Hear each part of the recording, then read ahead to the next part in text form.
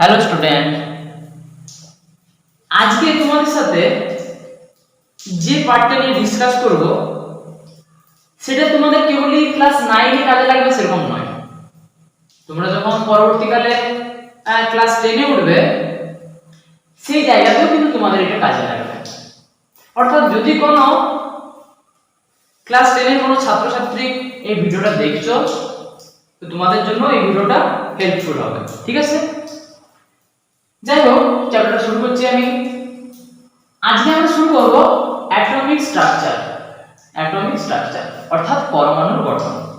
পরমাণুর গঠন ভিডিওটা প্রথমে বুঝতে পেরেছো তোমরা যে ভিডিওটা হবে ওয়ান শট অর্থাৎ চ্যাপ্টারে যাবতীয় যা কিছু তথ্য থাকবে, যা কিছু টপিকস থাকবে এই এই ভিডিওতে আমি কভার করব, ঠিক আছে? এই ভিডিওতে আমি কভার করব। আচ্ছা, আমার নাম সৌরভ মাকুর, ঠিক আছে? আমার নাম সৌরভ মাকুর। যাই হোক, আমরা এই ক্লাসে এই ভিডিওতে আমরা কি কি পড়বো সেটা একবার ডিসকাস করে নিই। প্রথমে আমরা পড়বো পদার্থ বলতে কি বুঝি। হ্যাঁ, বলা না, তোমাদের কাজ কি খাতা পেন নিয়ে বসো এবং নোট করতে থাকো আমার সাথে নোট করতে থাকো। তাহলে আমরা প্রথমেই পড়বো পদার্থ বলতে কি বুঝি, তারপর আমরা পড়বো পরমাণু বলতে কি বুঝি, ঠিক আছে? এবং পরমাণুর তিনটা শাখা পরমাণু, ইলেকট্রন, প্রোটন, নিউট্রন, এই সম্পর্কে আমরা আলোচনা করব। ইলেকট্রন, প্রোটন, নিউট্রন এদের সম্পর্কে আমরা আলোচনা করব। তারপর আমরা পড়ব ভর সংখ্যা বলতে কি বুঝি, পারমাণবিক ক্রমাঙ্ক বলতে কি বুঝি, তারপর আমরা পড়ব নিউক্লিয়াস, কক্ষপথ। তারপর সবথেকে ইম্পর্টেন্ট যে টপিকটা ইলেকট্রন বিন্যাস। তারপর পড়ব যোজ্যতা, ধাতু বলতে কি বুঝি, অর্থাৎ ধাতুর কেমিক্যাল প্রপার্টিজ কি হবে, অধাতুর কেমিক্যাল প্রপার্টিজ কি হবে, এবং শেষকালে পড়ব আইসোটোপ, আইসোটোন, আইসোবার, আইসোইলেকট্রন, এবং লাস্টে আমরা বেশ কিছু কোশ্চেন নিয়ে আলোচনা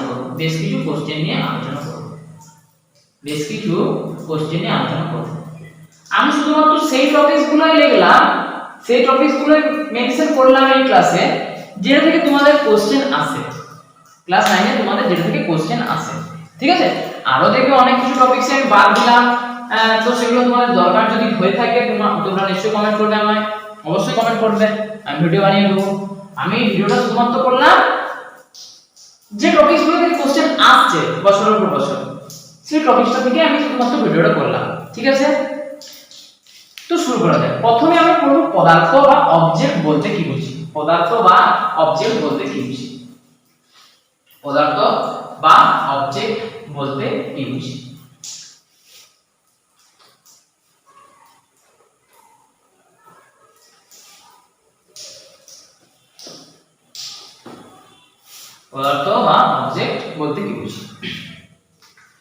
তো পদার্থ বলতে আমরা কি বুঝি?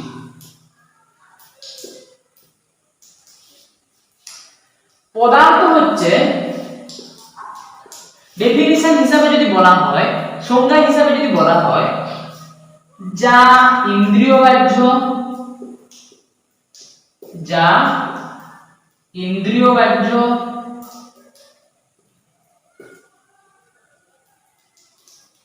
যার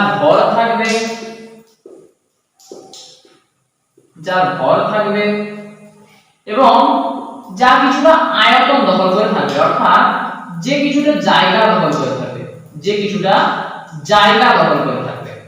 আচ্ছা, ইন্দ্রিয়গ্রাহ্য মানে কি? যেটা আমরা ইন্দ্রিয় দ্বারা ফিল করতে পারি, যেটা আমরা ইন্দ্রিয় দ্বারা বুঝতে পারি। ইন্দ্রিয়গ্রাহ্য মানে আমরা কি জানি? ইন্দ্রিয় বলা হয় পাঁচটা ইন্দ্রিয়: চক্ষু, কর্ণ, নাসিকা, জিহ্বা, ত্বক, ঠিক আছে? যাই হোক, তাহলে পদার্থ মানে আমি কি বললাম?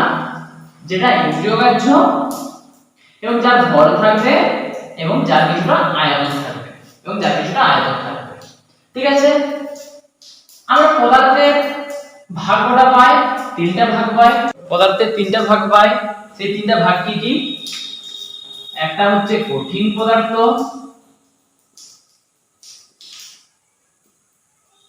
একটা হচ্ছে তরল পদার্থ, আর একটা হচ্ছে গ্যাসীয় পদার্থ, আর এটা হচ্ছে গ্যাসীয় পদার্থ। আমরা জানি কঠিন পদার্থের ভর থাকে, কঠিন পদার্থে ভর থাকে, এবং কঠিন পদার্থ কিছুটা আয়তন দখল করেও থাকে, এবং তরল পদার্থের কিছুটা ভর থাকে, এবং তরল পদার্থ কিছুটা আয়তন দখল করে থাকে। সিমিলারলি গ্যাসীয় পদার্থেরও ভর থাকে এবং গ্যাসীয় পদার্থ কিছুটা আয়তন দখল করে থাকে। তাহলে এটা থেকে আমরা বুঝতে পারছি যে কঠিন, তরল, গ্যাসীয় তিনটাই পদার্থ।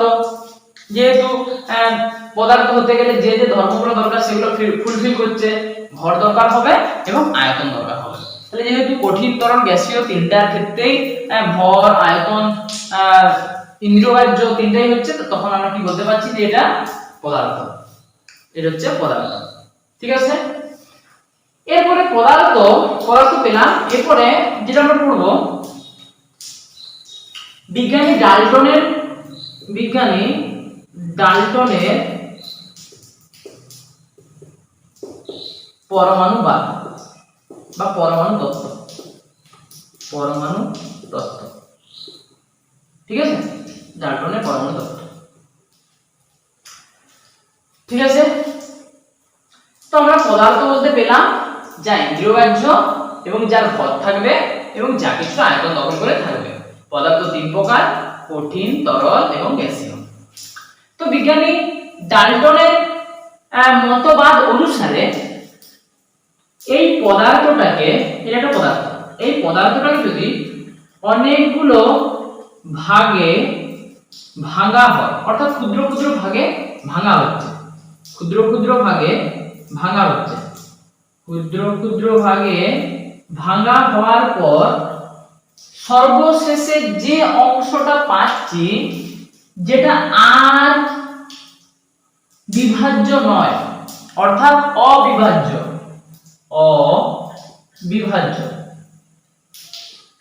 সেই অংশটার নাম ডাল্টন কি দিলেন? পরমাণু। কি দিলেন? পরমাণু বা অ্যাটম। পরমাণু বা অ্যাটম। তাহলে পরমাণু কাকে বলবো? পদার্থের পদার্থ কি ডেফিনিশনে কি হবে বলো? পদার্থের অতি ক্ষুদ্র অবিভাজ্য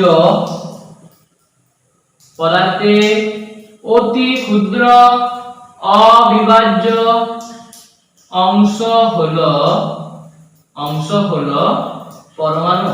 পদার্থের অতি ক্ষুদ্র অবিভাজ্য অংশ হলো পরমাণু বা অ্যাটম।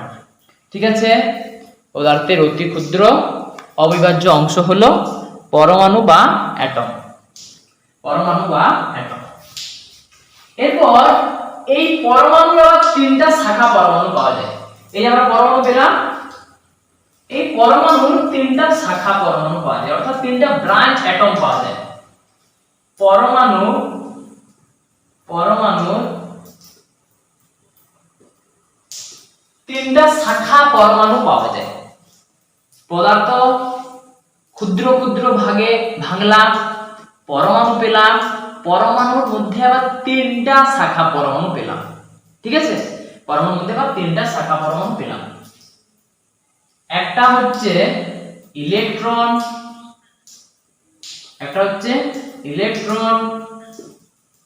দ্বিতীয় হচ্ছে প্রোটন, তৃতীয় হচ্ছে নিউট্রন।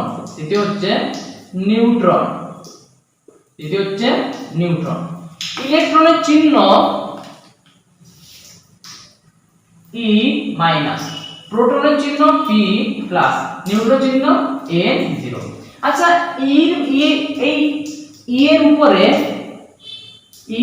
এর উপরে মাইনাস লিখলাম, এটার মানে কি?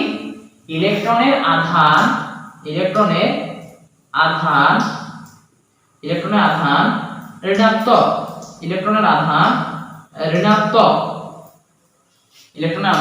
ঋণাত্মক, P এর উপরে প্লাস লিখলাম, প্রোটনের উপরে প্লাস লিখলাম, অর্থাৎ প্রোটনের আধান ধনাত্মক, প্রোটনের আধান ধনাত্মক, নিউট্রনের আধান কিছু নেই, জিরো আছে, মানে কি হবে নিউট্রনের আধান নেই, অর্থাৎ নিস্তড়িত।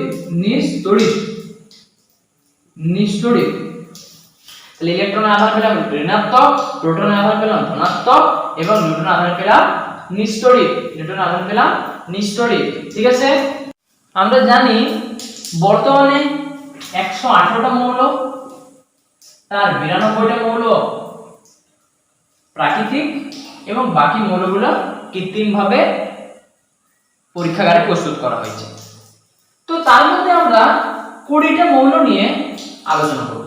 20টা মৌল আমাদেরকে মনে রাখতে হবে। ঠিক আছে, hydrogen, helium, lithium, beryllium, boron, carbon, nitrogen, oxygen, fluorine, neon, sodium, magnesium, aluminium, silicon, phosphorus, sulphur, chlorine, argon, potassium, calcium. Potassium, calcium. তো আমরা পেলাম যে পরমাণুর মধ্যে 3টা শাখা পরমাণু থাকে, ইলেকট্রন, প্রোটন আর নিউট্রন। ঠিক আছে, ইলেকট্রন, প্রোটন আর নিউট্রন। মৌলে উপস্থিত, স্টার্ট করবে, মৌলে উপস্থিত কোন একটা মৌলে উপস্থিত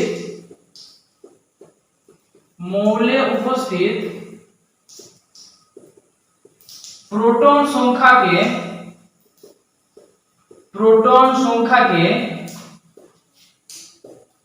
বলা হয় পারমাণবিক ক্রমাঙ্ক।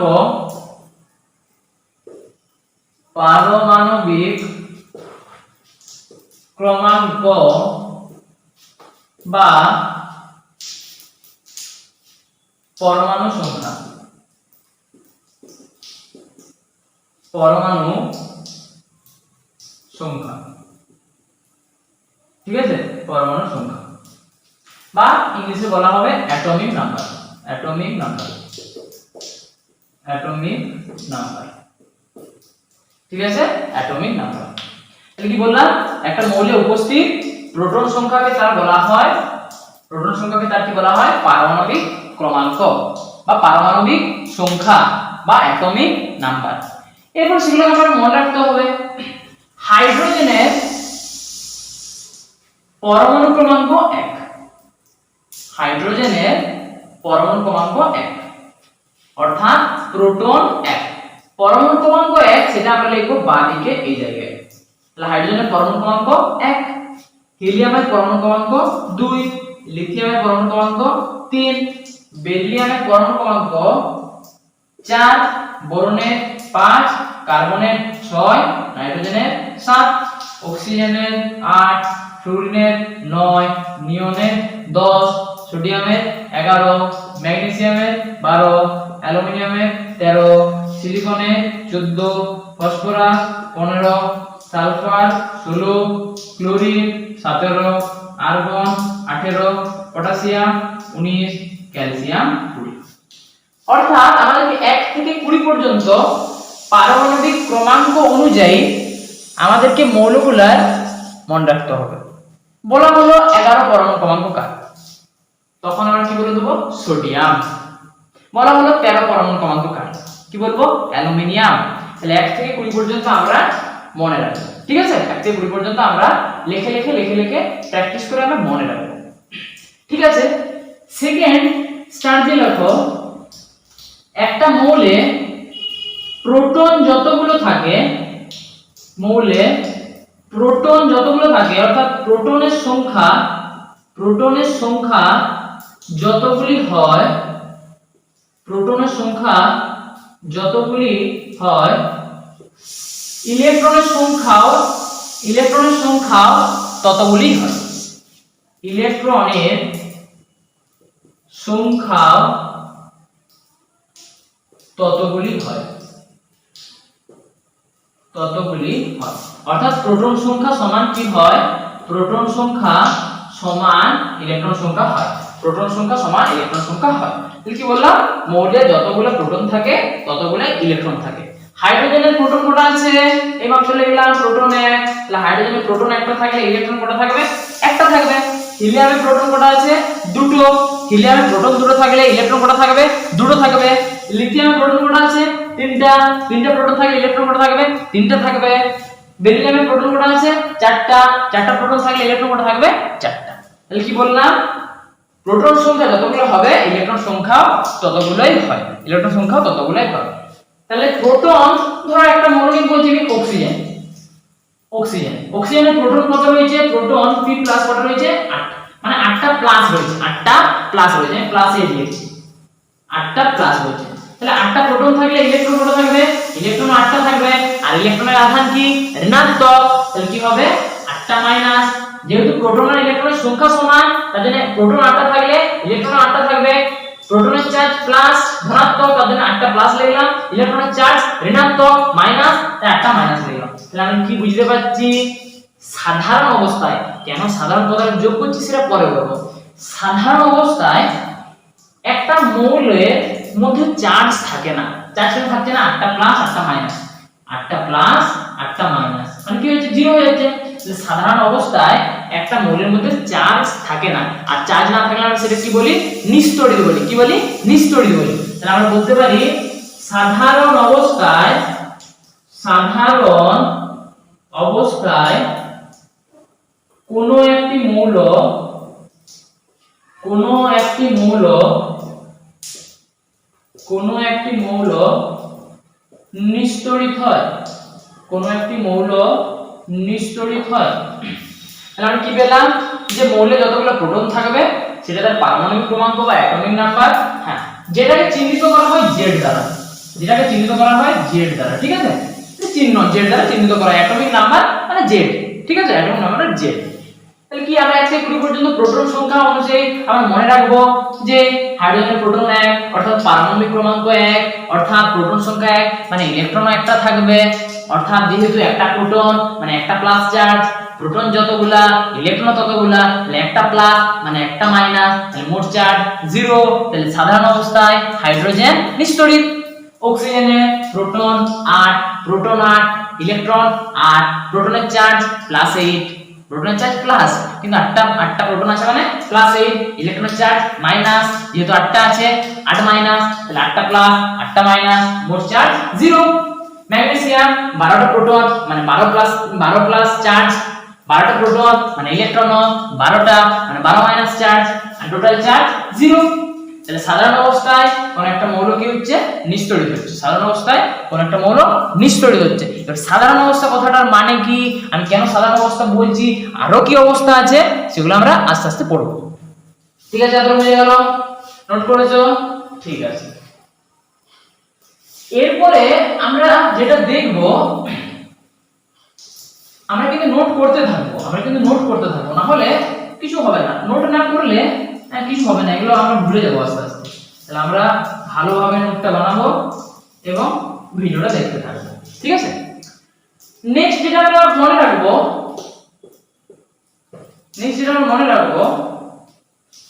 প্রোটন সংখ্যা, প্রোটন আর নিউট্রন এই যোগফলকে বলা হয় ভর সংখ্যা। কি বলা হয়, প্রোটন আর নিউট্রনের যোগফলকে কি বলা হয়, ভর সংখ্যা। কি বললাম, প্রোটন আর নিউট্রনের যোগফলকে বলা হয় ভর সংখ্যা। তাহলে ভর সংখ্যা কাকে বলবো, প্রোটন ও নিউট্রনের সমষ্টিকে বলবো ভর সংখ্যা। কি বলবো, প্রোটন ও নিউট্রনের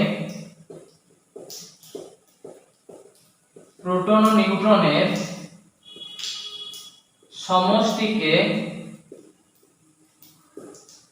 ভর সংখ্যা বলা হয়। এটাকে চিহ্নিত করা হয় a দ্বারা। কি চিহ্নিত করা হয়, a দ্বারা, ঠিক আছে। যেমন ধরে না একটা মৌল হচ্ছে x, কি মৌল জানি না, একটা মৌল হচ্ছে x, এইখানটায় আমরা যেটা লিখি সেটা কি বলা হয়, পরমাণু ক্রমাঙ্ক। মনে করে দেখো হাইড্রোজেনের হাইড্রোজেনের 5টাতে এইখানটাতে 1 লিখেছিলাম। ভিডিওটা একটু পিছন দিকে নিয়ে যাও, দেখো লেখা আছে হাইড্রোজেনের এইখানটা 1 লেখা আছে। এই একটা কি প্রোটন সংখ্যা, পারমাণবিক ক্রমাঙ্ক।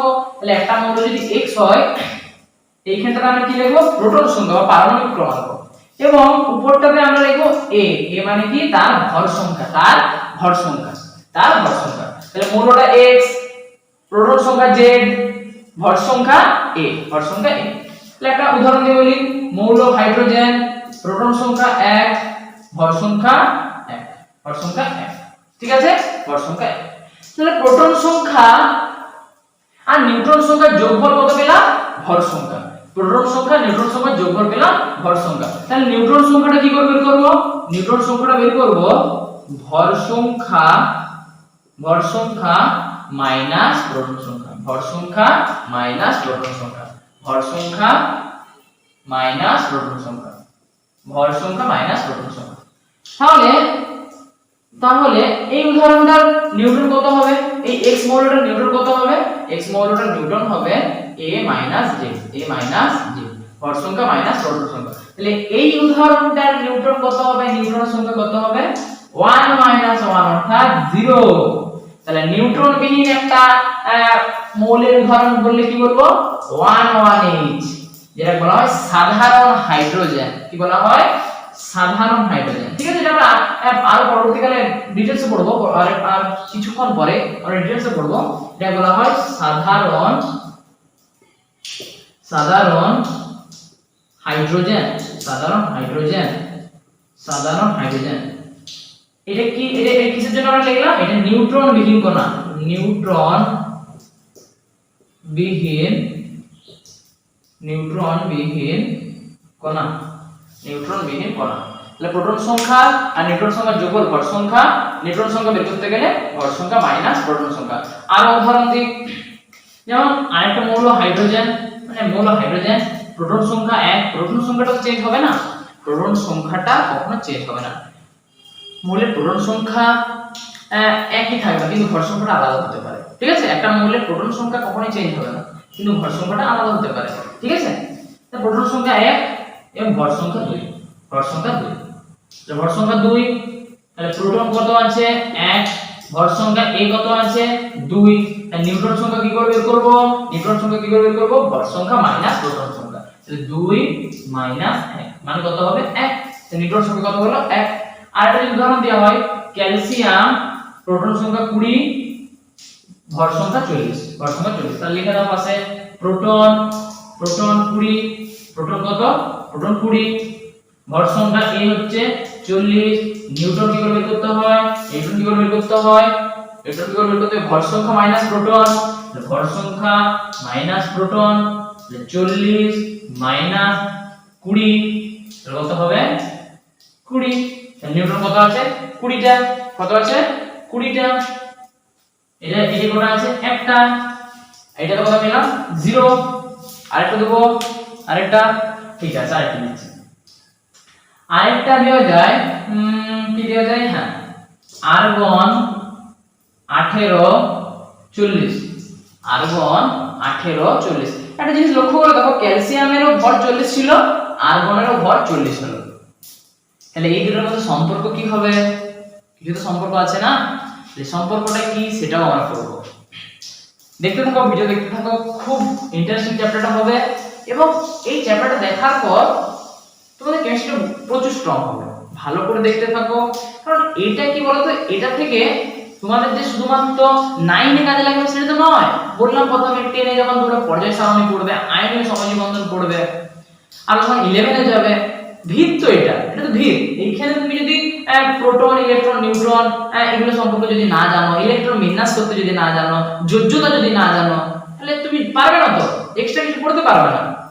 ঠিক আছে, এখানে আমরা পড়ছি মৌলের যোজ্যতা, ইলেকট্রন বিন্যাস। আমরা 10 এ যে কি পড়বো, আমরা মাধ্যমিক যে কি পড়বো, মাধ্যমিকে আমরা পড়বো মৌলগুলোকে শ্রেণীবদ্ধ করা হয়েছে একটা ছকে, সেটাই পর্যায় সারণী।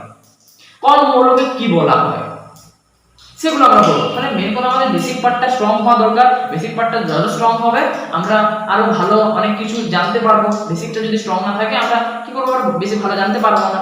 ঠিক আছে, তাহলে আর্গন 18 40, এই 18টাকে কি বলা হচ্ছে? 18টাকে বলা হচ্ছে প্রোটন। আর এই 18টা কি প্রোটন। ভর সংখ্যা কত 40। নিউট্রন সংখ্যা কি বের করতে হয় ভর সংখ্যা মাইনাস প্রোটন সংখ্যা। 40 মাইনাস 18 কত হয়ে গেল 22। 22 আর 8 30, 30 7 40 কি হয়ে গেল 22 হয়ে গেল। তাহলে আমরা নিউট্রন সংখ্যা বের করতে পারলাম, ভর সংখ্যা কি সেটা পড়লাম, ঠিক আছে। এরপরে কি পড়া যায়, হ্যাঁ এরপরে আমরা এই প্রোটন নিউট্রন ইলেকট্রন এদের অবস্থান কোন জায়গায় সেটা দেখার চেষ্টা করি। এরা মৌলের কোন জায়গায় পরমাণু কোন জায়গায় অবস্থান করে। আমরা যে তিনটা কণিকা পেলাম ইলেকট্রন প্রোটন নিউট্রন, এরা কোন জায়গায় অবস্থান করে, পরমাণু কোন জায়গায় অবস্থান করে সেটা আমরা পড়ার চেষ্টা করছি, ঠিক আছে। সেটা আমরা বোঝার চেষ্টা করছি। প্রোটন আর নিউট্রন থাকে, প্রোটন আর নিউট্রন থাকে পরমাণু নিউক্লিয়াসে। এটা যদি পরমাণু হয় এর নিউক্লিয়াস, আচ্ছা নিউক্লিয়াস ছাড়ো, নিউক্লিয়াস বোঝার দরকার নেই। এটা পরমাণু এর কেন্দ্র মানে সেন্টার মানে মাঝখানে। তাহলে প্রোটন থাকে আর নিউট্রন থাকে। তাহলে পরমাণু কোন জায়গায়, পরমাণু কেন্দ্রকে, পরমাণু সেন্টারে, পরমাণুর মাঝখানে কে থাকছে প্রোটন আর নিউট্রন। কি বলা হলো প্রোটন আর নিউট্রন কোথায় থাকছে পরমাণুর কেন্দ্রকে। এই পরমাণুর কেন্দ্রকে নাম হচ্ছে নিউক্লিয়াস। কি নাম নিউক্লিয়াস।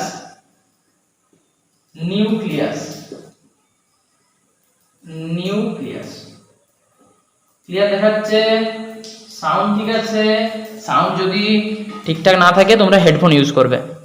এই যে নিউক্লিয়াস, তাহলে প্রোটন আর নিউট্রন কোথায় থাকছে, প্রোটন আর নিউট্রন থাকছে পরমাণু নিউক্লিয়াসে, পরমাণুর নিউক্লিয়াসে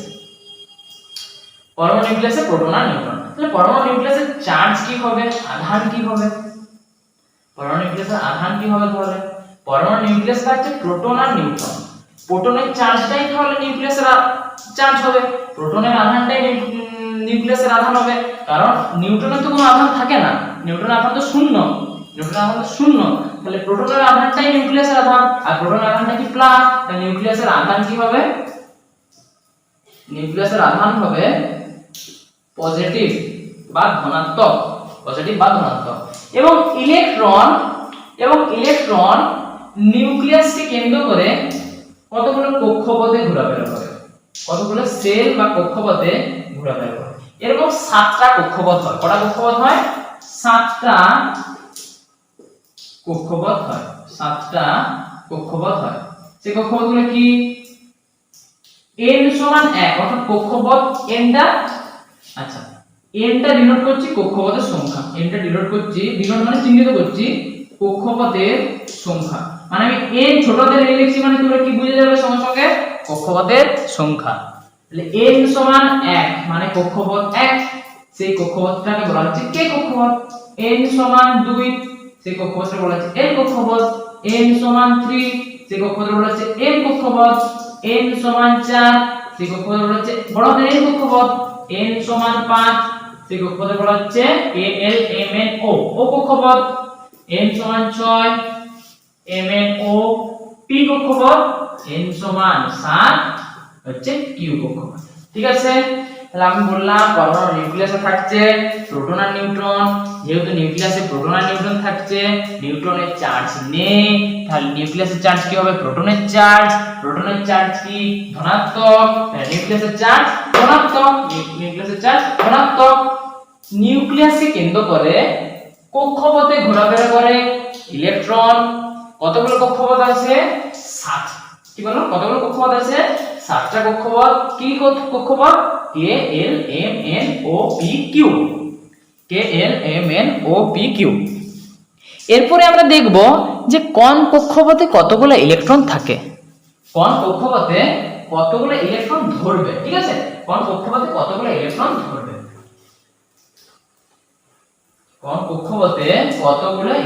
ধরবে, আমরা পেলাম যে n সমান 1 অর্থাৎ k কক্ষপথ। ঠিক আছে, k কক্ষপথ। এইটাতে ইলেকট্রন থাকবে কে কক্ষপথে ইলেকট্রন ধরবে 2n স্কয়ার রুলে 2n স্কয়ার রুলে 2n স্কয়ার রুলে যেখানে n টা হচ্ছে কক্ষপথের সংখ্যা। তাহলে কে কক্ষপথের ক্ষেত্রে n টা কত 1 কারণ ওটা এক নম্বর কক্ষপথ, তাহলে কি বসাবো 2 গুণিত 1 এর স্কয়ার মানে কটা দুটো। আচ্ছা n সমান 2 মানে l কক্ষপথ ইলেকট্রন কটা থাকবে 2 গুণিত 2 এর স্কয়ার মানে 8টা 2 2 4 4 2 8। n সমান 3 মানে m কক্ষপথ মানে 2 গুণিত 3 এর স্কয়ার মানে 18টা। n সমান 4 মানে n কক্ষপথ মানে কি হবে 2 ইনটু 4 এর স্কয়ার মানে 32টা। n সমান 5 মানে কত হবে o কক্ষপথ মানে 2 গুণিত 5 এর স্কয়ার মানে 50টা ঠিক আছে 5 5 25 25 দিয়ে 50। n সমান 6 মানে p 2 ইনটু 6 এর স্কয়ার মানে 636 36 দিয়ে 72। n সমান 7 সমান q কক্ষপথ কত হবে 2 ইনটু 7 এর স্কয়ার 7 7 তে 49 49 দুয়ে 98 49 দুয়ে 98 49 দুয়ে 98। তাহলে আমরা পেলাম k কক্ষপথে কটা ইলেকট্রন ধরবে l কক্ষপথে কটা ইলেকট্রন ধরবে m কক্ষপথে কটা ইলেকট্রন ধরবে n কক্ষপথে কটা ইলেকট্রন ধরবে o কক্ষপথে p কক্ষপথে q কক্ষপথে কত ইলেকট্রন ধরবে সেটা বললাম। এর সাথে সাথে দুটো জিনিস স্টার্ট করে রাখো সর্ববহিষ্ঠ কক্ষপথে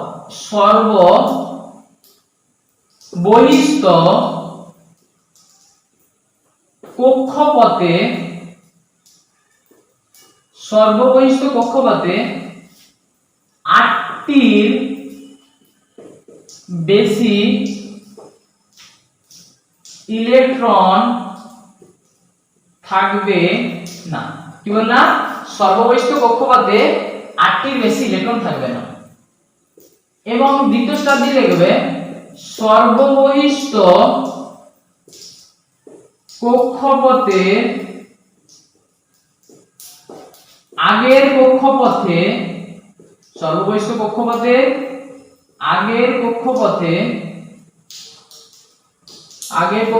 18টির বেশি ইলেকট্রন থাকবে না 18টির বেশি ইলেকট্রন থাকবে না। সর্ববহিষ্ঠ কক্ষপথে 8টির বেশি ইলেকট্রন থাকবে না এবং সর্ববহিষ্ঠ কক্ষপথের আগের কক্ষপথে 18টার বেশি ইলেকট্রন থাকবে না। ঠিক আছে। আচ্ছা একটা জিনিস মেনশন করে দিই সর্ববহিষ্ঠ কক্ষপথটাকে বলা হয় যোজন কক্ষপথ। কি বলা হয় যোজন কক্ষপথ। আচ্ছা এটা আমি একটু বলে দিই যোজন কক্ষপথ কেন বলছে। এই সর্ববহিষ্ঠ কক্ষপথের ইলেকট্রনগুলো রিঅ্যাকশনে অংশগ্রহণ করে। সর্ববহিষ্ঠ কক্ষপথের ইলেকট্রনরা রিঅ্যাকশনে অংশগ্রহণ করে অর্থাৎ রাসায়নিক বিক্রিয়া করে। কেন সর্ববহিষ্ঠ কক্ষপথের ইলেকট্রনগুলো রাসায়নিক বিক্রিয়ায় অংশগ্রহণ করছে বলার চেষ্টা করছি। কি বললাম সর্ববহিষ্ঠ কক্ষপথকে কি বলা হচ্ছে যোজন কক্ষপথ এবং সর্ববহিষ্ঠ কক্ষপথে যতগুলো ইলেকট্রন থাকবে লিখে দিচ্ছেন সর্ববহিষ্ঠ কক্ষপথটাকে কি বলছি যোজন কক্ষপথ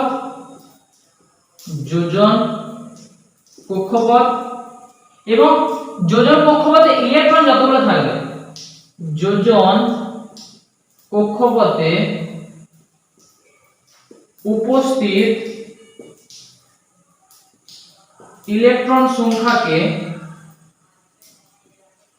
যোজক ইলেকট্রন বলবো।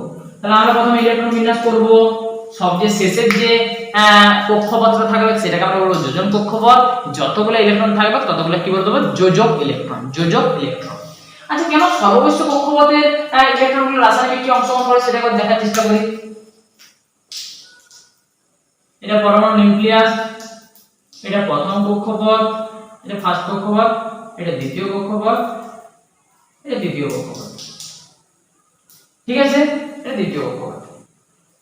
তো এখন আমরা ইলেকট্রন বিন্যাসটা শিখিনি। তো ধরে নাও এখানে বৈষম কক্ষপথে একটা ইলেকট্রন আছে, বৈষম কক্ষপথে একটা ইলেকট্রন আছে, ঠিক আছে, বৈষম কক্ষপথে একটা ইলেকট্রন আছে। তাহলে নিউক্লিয়াস কি করে, পরমাণুটাকে ধরে রাখে, নিউক্লিয়াস কি করে, পরমাণুটাকে ধরে রাখে। তাহলে নিউক্লিয়াসের থেকে প্রথম কক্ষপথের ইলেকট্রনের, প্রথম কক্ষপথে ধরুন একটা এখানে ইলেকট্রন আছে, দ্বিতীয় কক্ষপথে এখানে একটা ইলেকট্রন আছে, এবং তৃতীয় কক্ষপথে এখানে একটা ইলেকট্রন আছে। আমি একটা করে ধরছি, আরো একটা করে থাকবে না, প্রথম কক্ষপথে দুটো থাকবে, কি বললাম, প্রথম কক্ষপথে দুটো, দ্বিতীয় কক্ষপথে আটটা, প্রথম কক্ষপথে দুটো আছে, তৃতীয় কক্ষপথে আটটা আছে। আমি একটা করে লিখে দেখাচ্ছি। তাহলে এর সাথে যে অ্যাট্রাকশন, এর সাথে এর অ্যাট্রাকশন, আর এর সাথে এর অ্যাট্রাকশন, কোনটার ক্ষেত্রে অ্যাট্রাকশনটা সবথেকে লুজ হবে, এইটার যে ডিসটেন্সটা আছে, এইটার কি ডিসটেন্সটা সেম আছে, এটার ডিসটেন্সটা অনেক বেড়ে গেছে, ডিসটেন্সটা অনেক বেড়ে গেছে, আর ডিসটেন্সটা অনেক বেড়ে গেলে কি হবে, অ্যাট্রাকশনটা কম হবে, আর অ্যাট্রাকশনটা কম হলে কি হবে, সহজেই বেরিয়ে যাবে ইলেকট্রনটা, সহজেই ইলেকট্রনটা বেরিয়ে যাবে, আর ইলেকট্রন বেরিয়ে গেলে কি হবে, রাসায়নিক বিক্রিয়ায় অংশগ্রহণ করবে, রাসায়নিক বিক্রিয়ায় অংশগ্রহণ করবে। তার জন্য কি বলা হয়, রাসায়নিক বিক্রিয়ায় সবসময় বহিস্তম কক্ষপথের ইলেকট্রনরাই অংশগ্রহণ করে, রাসায়নিক বিক্রিয়ায় সবসময় বহিস্তম কক্ষপথের ইলেকট্রন অংশগ্রহণ করে। কেন সবসময় সর্বোচ্চ কক্ষপথের ইলেকট্রন অংশগ্রহণ করে, কারণ পরমাণু নিউক্লিয়াসের সাথে বা পরমাণু নিউক্লিয়াসের থেকে সর্ববহিষ্ঠ কক্ষপথের দূরত্ব অনেক বেশি হয়, অ্যাট্রাকশন অর্থাৎ আকর্ষণ অনেক কম হয়, এবং আকর্ষণ অনেক কম হওয়ার জন্য নিউক্লিয়াস থেকে ইলেকট্রন বহিঃস্থ কক্ষপথে একটা ইলেকট্রন সহজে বেরিয়ে যায় এবং রিঅ্যাকশনে অংশগ্রহণ করে এবং বিক্রিয়ায় অংশগ্রহণ করে। ঠিক আছে, এবার আমরা দেখব যে যোজক কক্ষপথে কটা ইলেকট্রন আছে, সবই আমরা দেখব। আমরা একবার মৌল দিয়ে আমরা দেখব, আমরা এই জিনিসগুলো পড়লাম, এরপর আমরা মৌলের ইলেকট্রন বিন্যাস করার চেষ্টা করব। আমরা শুধু একটা জিনিস খেয়াল রাখবো যে সর্ববহিষ্ঠ কক্ষপথে যেন 8টার বেশি না থাকে, এবং সর্ববহিষ্ঠ কক্ষপথের আগের কক্ষপথে যেন 18টার বেশি না থাকে। ঠিক আছে, সর্ববহিষ্ঠ কক্ষপথের আগের কক্ষপথে যেন 18টার বেশি না থাকে। তাহলে আমরা ইলেকট্রন বিন্যাস করতে শুরু করি, 1 থেকে 20 পর্যন্ত কিছু আমি করে দিচ্ছি, বাকিগুলো তোমরা করবে। প্রথমে করছি হাইড্রোজেন, হাইড্রোজেনের পরমাণু ক্রমাঙ্ক কত, 1, পরমাণু ক্রমাঙ্ক 1 মানে ইলেকট্রন 1, তাহলে প্রথম কক্ষপথে ইলেকট্রন 1টা, প্রথম কক্ষপথে ইলেকট্রন 1টা। আমরা কি দেখলাম, কে কক্ষপথে ইলেকট্রন 2টো, এর কক্ষপথে 8টা, এম কক্ষপথে 18টা। এইটুকুই কাজে লাগবে, এর বেশি কিছু লাগবে না। আমরা 1 থেকে 20 পর্যন্ত করব, তো এর বাইরে কাজে লাগবে না। তাহলে হাইড্রোজেনের 1, হিলিয়ামের 2, তাহলে হাইড্রোজেনের একটা ইলেকট্রন, তাহলে হাইড্রোজেন একটা ইলেকট্রন কি করবে, কে কক্ষপথে চলে যাবে। হিলিয়ামের একটা ইলেকট্রন কি করবে, কে কক্ষপথে চলে যাবে। লিথিয়ামের প্রোটন 3 মানে ইলেকট্রনও 3, ইলেকট্রন 3 মানে কি হবে, প্রথম কক্ষপথকে দুটো গেল, আর একটা পড়ে থাকবে, ওই ইলেকট্রনটা এর কক্ষপথে চলে যাবে। প্রথম কক্ষপথে দুটো ঢুকলো, প্রথম কক্ষপথে দুটো ফিল আপ হয়ে গেল, আর এখন একটা পড়ে রইলো, একটা এর কক্ষপথে চলে গেল। তারপর হচ্ছে বেরিলিয়ামের 4, প্রথম কক্ষপথে দুটো ঢুকলো, এখনো দুটো পড়ে রইলো, সেটা এর কক্ষপথে চলে গেল। তারপর হচ্ছে বোরন হচ্ছে 5, প্রথম কক্ষপথে দুটো ঢুকলো, তারপরে এর কক্ষপথে 3টা চলে গেল। কার্বন 6, প্রথম কক্ষপথে দুটো ঢুকলো, তারপরে কক্ষপথে 4টা চলে গেল। নাইট্রোজেন 7, প্রথম কক্ষপথে দুটো ঢুকলো, তারপরে দ্বিতীয় কক্ষপথে 5টা চলে গেল। নাইট্রোজেন অক্সিজেন 8, প্রথম কক্ষপথে দুটো ঢুকলো, 6টা রইলো, 6টা দ্বিতীয় কক্ষপথে চলে গেল। তারপর হচ্ছে নাইট্রোজেন কত, নাইট্রোজেন নয়, ফ্লোরিন হচ্ছে 9, প্রথম কক্ষপথে 2, এখন 7টা পড়ে রইলো, এল কক্ষপথে চলে গেল। তারপর হচ্ছে নিয়ন 10, প্রথম কক্ষপথে 2, তারপরে 8টা চলে গেল পরের কক্ষপথে। তারপর হচ্ছে সোডিয়াম 11, প্রথম কক্ষপথে 2, তারপরে কক্ষপথে 9, একদম ভুলে যাবে। দ্বিতীয় কক্ষপথে 8টার বেশি থাকে না, তাহলে এই কক্ষপথে 8টা। তারপর এম কক্ষপথে চলে যাবে একটা। তারপর হচ্ছে ম্যাগনেসিয়াম 12, তাহলে কে কক্ষপথে 2, দুটো ফিল আপ হয়ে গেল, এর কক্ষপথে 8 ফিল আপ হয়ে গেল, এম কক্ষপথে 2। ম্যাগনেসিয়াম দিয়ে অ্যালুমিনিয়াম 13, কে কক্ষপথে 2, এর কক্ষপথে 8, এম কক্ষপথে 3। তারপর হচ্ছে sodium magnesium aluminium silicon. Silicon 14, কে কক্ষপথে 2, এল কক্ষপথে 8, এম কক্ষপথে 4। ফসফরাস, তাই তো? ফসফরাসে প্রথম কক্ষপথে 2, দ্বিতীয় কক্ষপথে 8, তৃতীয় কক্ষপথে 5।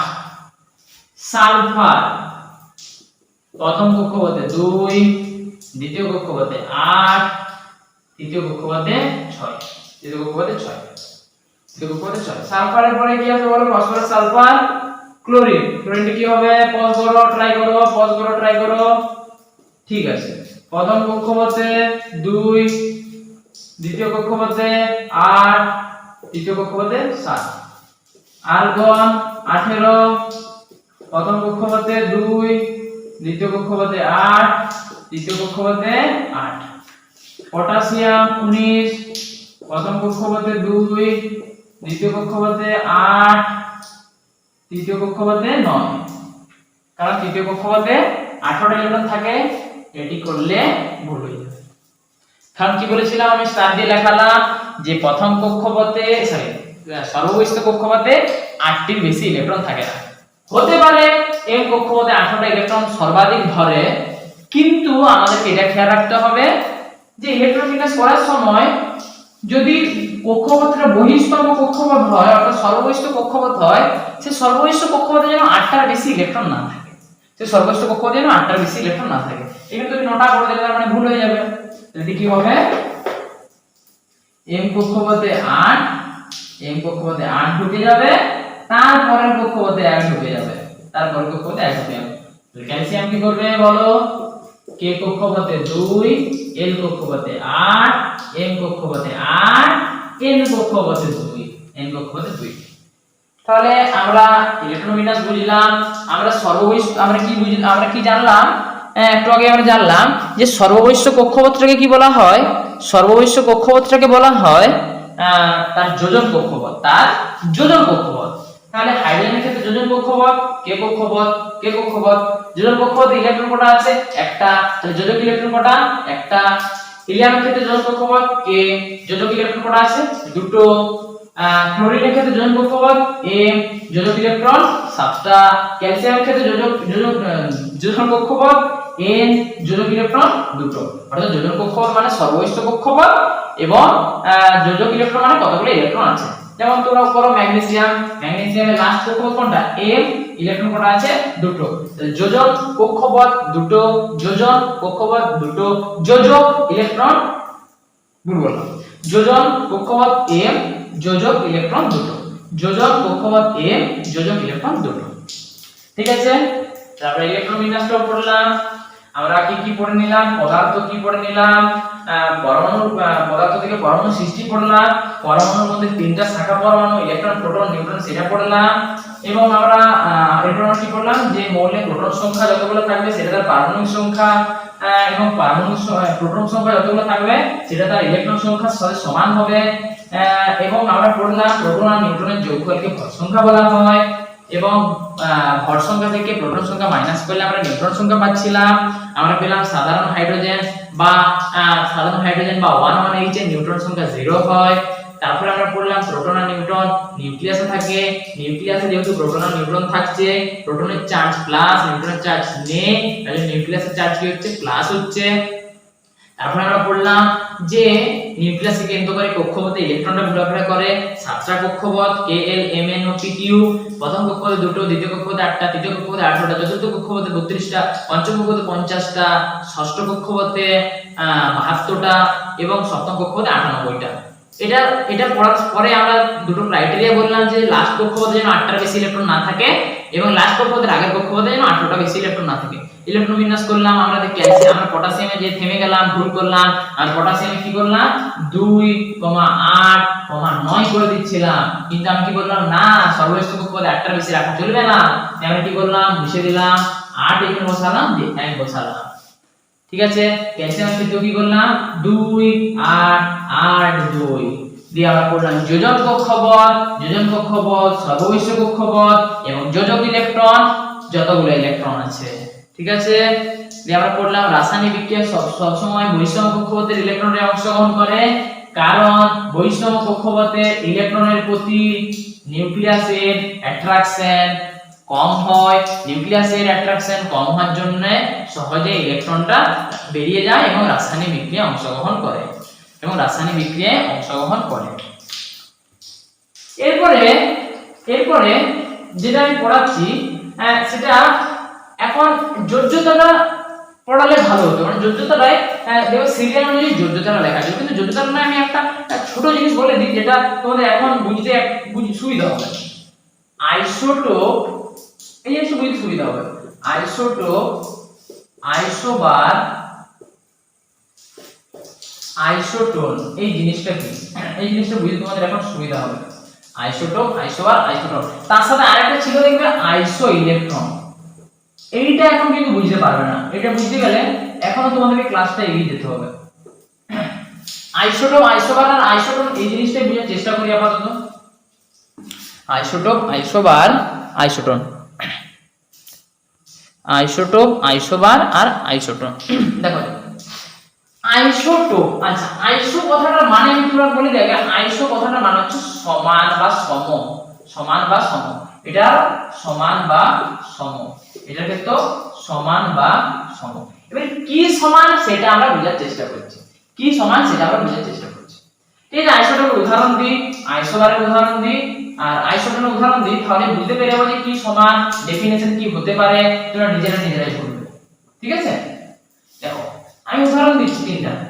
Hydrogen 1 1, hydrogen 1 2, hydrogen 1 3। একটা জিনিস লক্ষ্য করে দেখো যে প্রোটন সংখ্যাগুলো এক, প্রোটন সংখ্যা তো একই হবে না, কারণ একটাই মৌল, একই মৌল, ইও হাইড্রোজেন ইও হাইড্রোজেন ইও হাইড্রোজেন, তাহলে একই মৌলের প্রোটন সংখ্যা কি আলাদা হতে পারে? তাহলে কি দেখতে পাচ্ছি আমরা, একই মৌলের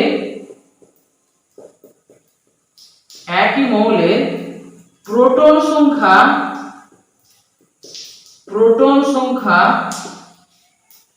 একই, কিন্তু ভর সংখ্যাগুলো দেখো ডিফারেন্ট, এর 1 এর 2 এর 3, কিন্তু ভর সংখ্যা ভিন্ন হলে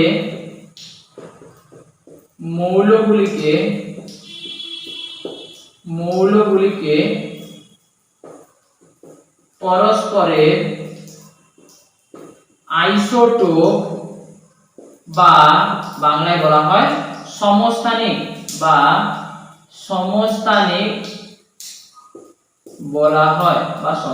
বলা হয়।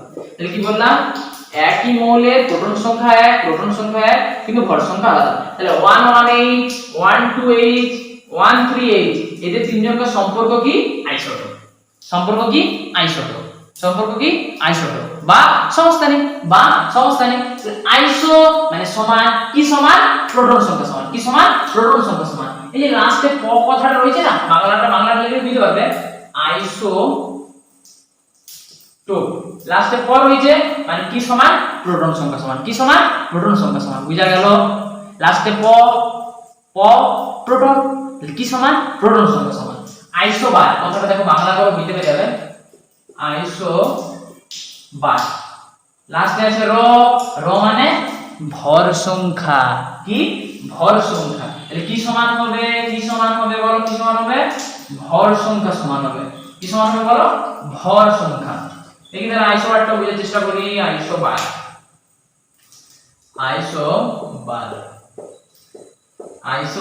বাংলায় লিখে নি, isobar.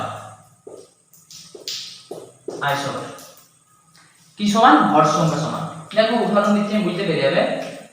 Calcium 20 40, argon 18 40। Calcium 20 40, argon 18 40। দেখো ক্যালসিয়ামের ভর 40, আর্গনের ভর 40। তাহলে কি বলবো? ভিন্ন মৌলের প্রোটন সংখ্যা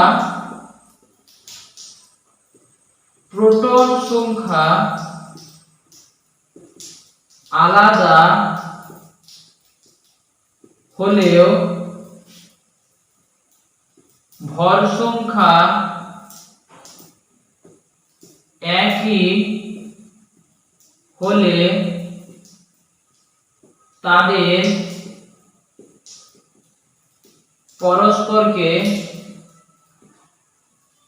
পরস্পরের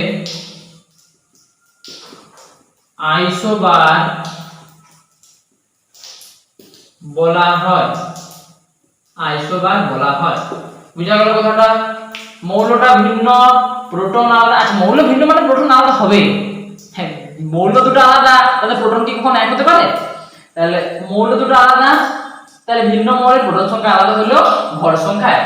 তো ভর সংখ্যা এক হলে আমরা কি বলবো? আইসোবার। তাহলে আর্গন 18 ক্যালসিয়াম 20 এটা দুজনকার রিলেশন কি? এদের দুজনকার সম্পর্ক কি?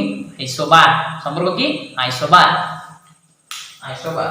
লাস্ট টপিক যেটা পড়ে রইল আইসোটোন।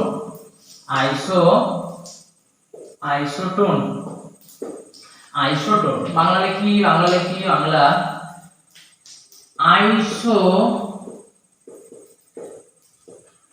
আইসোটোন। আইসো মানে সমান, লাস্টে ন মানে নিউট্রন সংখ্যা সমান। কি সমান? নিউট্রন সংখ্যা সমান। দেখো উদাহরণ দিচ্ছি 138 আর 24He। আচ্ছা, এটার ক্ষেত্রে 118 এর ক্ষেত্রে প্রোটন কত? 1। প্রোটন 1, ভর সংখ্যা 3, নিউট্রন সংখ্যা, ভর সংখ্যা মাইনাস প্রোটন সংখ্যা 3 মাইনাস 1 মানে 2। মনে পড়ছে কিভাবে আমরা নিউট্রন সংখ্যা বের করছিলাম? ভর সংখ্যা মাইনাস প্রোটন সংখ্যা। এটার ক্ষেত্রে প্রোটন কত? 2, ভর সংখ্যা কত? 4, নিউট্রন কত হবে? ভর সংখ্যা মাইনাস প্রোটন সংখ্যা 4 মাইনাস 2 মানে 2। তাহলে কিটা সমান হচ্ছে? নিউট্রন সংখ্যাটা সমান হচ্ছে। তাহলে এই মৌলটা পরস্পরের কি? আইসোটোন। কি বললাম? আইসোটোন। তাহলে আমরা সংজ্ঞা কি লিখব? ভিন্ন মৌলের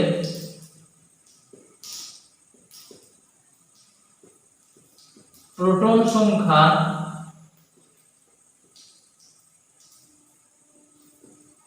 আলাদা হলেও নিউট্রন সংখ্যা এক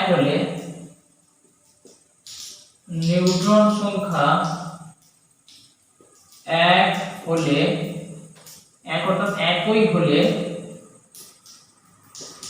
তাদের পরস্পরের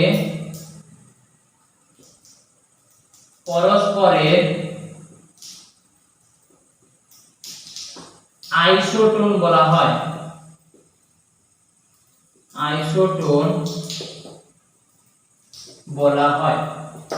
তাহলে আইসোটোন মানে কি? প্রোটন সংখ্যা 1। আইসোবার মানে কি? ভর সংখ্যা 1। আইসোটোন মানে কি? নিউট্রন সংখ্যা 1। এরপর আমরা আলোচনা করব যোজ্যতা বা ভ্যালেন্সি কাকে বলে। কোনো একটা নির্দিষ্ট মৌলের বা কোনো একটা নির্দিষ্ট মৌল অপর যতগুলি মৌলের সঙ্গে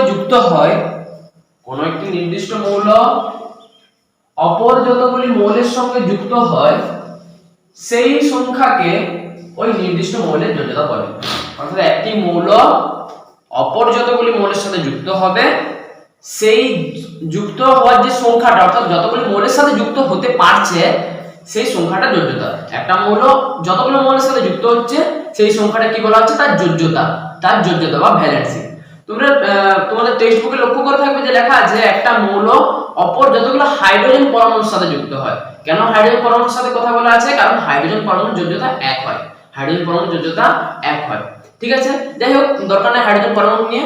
আমি যেটা বলছি সেটা লিখবেন। কোনো একটি মৌল অপর যতগুলি মৌলের সঙ্গে যুক্ত হয় সেই সংখ্যাকে ওই নির্দিষ্ট মৌলের যোজ্যতা বলা হয়। তো আমরা যোজ্যতা নির্ণয় করব কিভাবে? সেটা আমরা বুঝার চেষ্টা করি। ভালো করে দেখো। আমরা ইলেকট্রন বিন্যাস শিখে গেলাম কিছুক্ষণ আগে। ইলেকট্রন বিন্যাস শিখলাম। আমি ইলেকট্রন বিন্যাসগুলো আবার লিখলাম। হাইড্রোজেনে প্রোটন 1 অর্থাৎ ইলেকট্রন 1 অর্থাৎ ইলেকট্রন বিন্যাস করলে একটাই ইলেকট্রন প্রথম কক্ষপথে একটা থাকবে, হিলিয়ামের দুটো থাকবে, লিথিয়ামের 2,1, beryllium 2,2, boron 2,3, carbon 2,4, nitrogen 2,5, oxygen 2,6, fluorine 2,7, এরকম করে সমস্ত ইলেকট্রন বিন্যাসগুলো করলাম। তার মধ্যে দেখো হিলিয়াম, নিয়ন, আর্গন এগুলোকে আমি স্টার করে রাখলাম, এগুলোকে স্টার করার কারণ কি? হিলিয়াম, নিয়ন, আর্গন এই মৌলগুলো স্টার করার কারণ কি? এই মৌলগুলোকে বলা হয় নিষ্ক্রিয় গ্যাস বা নিষ্ক্রিয় মৌল বা ইনার্ট গ্যাস। নিষ্ক্রিয় গ্যাস বা নিষ্ক্রিয় মৌল বা ইনার্ট গ্যাস। নিষ্ক্রিয় কথার অর্থ কি? নিষ্ক্রিয় কথার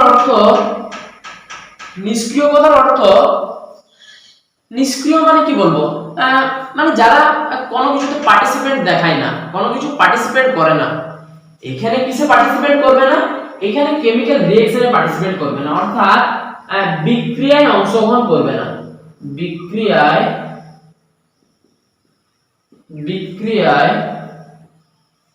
অংশগ্রহণ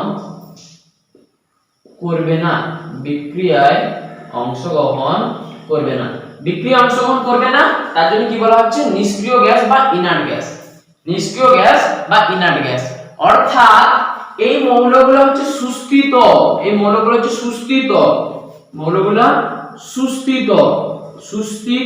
অর্থাৎ মৌলগুলো স্টেবল, সুস্থিত ইলেকট্রন বিন্যাস, স্টেবল ইলেকট্রন বিন্যাস, নিষ্ক্রিয় মৌল, রাসায়নিক বিক্রিয়া করবে না, ঠিক আছে? সুস্থিত ইলেকট্রন বিন্যাস, সুস্থিত মৌল, নিষ্ক্রিয় গ্যাস। সুস্থিত মৌল যেহেতু কেন রাসায়নিক বিক্রিয়া করতে চাইবে, ঠিক আছে? সমস্ত মৌলগুলো এদের মতো হতে চাইবে, সমস্ত যে আদার এলিমেন্ট গুলো রয়েছে সুস্থিত মৌলের মতো হতে চাইবে। সুস্থিত মৌলের মতো তো সবাই হতে চায়, সুস্থিত সবাই তো হতে চায়, তাহলে মৌলগুলো সুস্থিত হতে চাইবে। সুস্থিত হওয়া মানে রাসায়নিক বিক্রিয়া যারা করছে না, তো ওরাও চাইবে যে আমরা সুস্থিত হই, স্টেবল হই। সুস্থিত কখন হতে পারবে? যখন এই মৌলগুলো এদের মতো ইলেকট্রন বিন্যাস গ্রহণ করবে, তাদের মতো এই নিষ্ক্রিয় মৌলের মতো ইলেকট্রন বিন্যাস ধারণ করবে। হাইড্রোজেনের কাছে কি আছে? হিলিয়াম। তাহলে হাইড্রোজেন কার মতো ইলেকট্রন বিন্যাস ধারণ করবে? হিলিয়ামের মতো। লিথিয়াম কার মতো ইলেকট্রন বিন্যাস ধারণ করবে? হিলিয়ামের মতো। বেরিলিয়াম কার মতো ইলেকট্রন বিন্যাস ধারণ করবে? হিলিয়ামের মতো, ঠিক আছে? তো দেখাই আমি জিনিসটা, একটা জিনিস দেখো, নিয়নের বহিস্তম কক্ষপথে 8টা, আর্গনের বহিস্তম কক্ষপথে 8টা, হিলিয়ামের শুধু বহিস্তম কক্ষপথে 2টো। এটা হিলিয়ামটা একটুখানির জন্য ভুলে যাবে। আমি বারবার বলছিলাম যে বহিস্তম কক্ষপথে যেন 8টার বেশি ইলেকট্রন না থাকে। এই নিয়ন আর আর্গনের মতো, নিয়নের লাস্ট কক্ষপথে 8, আর্গনের লাস্ট কক্ষপথে 8। তাই সমস্ত এলিমেন্ট অর্থাৎ সমস্ত মৌল সুস্থিত হওয়ার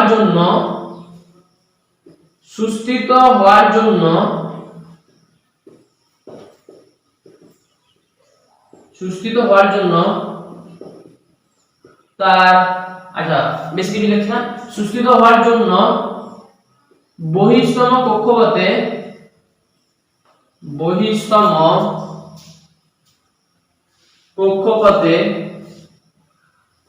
8টি ইলেকট্রন ধারণ করে। তাহলে কি বললাম? মৌল সুস্থিত হওয়ার জন্য তার বহিস্তম কক্ষপথে 8টি ইলেকট্রন ধারণ করে।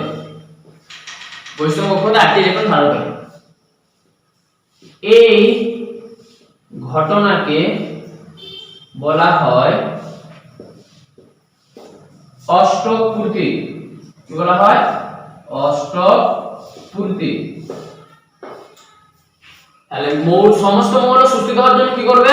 তার বহিস্তম কক্ষপথে 8টা ইলেকট্রন ধারণ করবে। ব্যতিক্রম কারা থাকবে? Hydrogen, lithium, beryllium. ব্যতিক্রম কারা?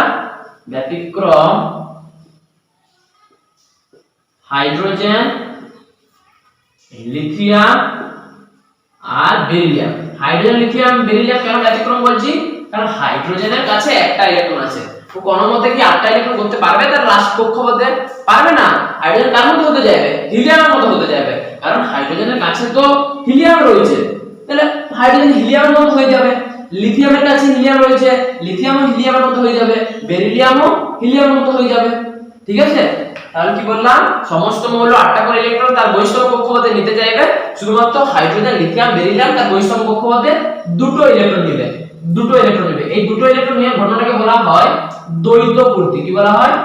দ্বৈত পূর্তি, দ্বৈত পূর্তি।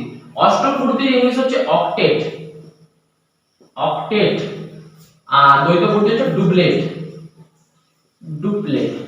ঠিক আছে, তাই যদি বলা হয় অষ্টক পূর্তি কাকে বলে, যদি একদম পিওর ডেফিনিশন বলা হয় তাহলে কি বলবো, কোন একটি মৌলের রাসায়নিক ভাবে সুস্থিত হওয়ার জন্য, কোন একটি মৌল ধরো সোডিয়াম, কোন একটি মৌলের রাসায়নিক ভাবে সুস্থিত হওয়ার জন্য, রাসায়নিক ভাবে স্টেবল হওয়ার জন্য তার নিকটবর্তী নিষ্ক্রিয় মৌলের ইলেকট্রন বিন্যাস ধারণের চেষ্টায় বহিস্তম কক্ষপথে 8টি ইলেকট্রন ধারণ করার প্রবণতাকে বলা হয় অষ্টক পূর্তি।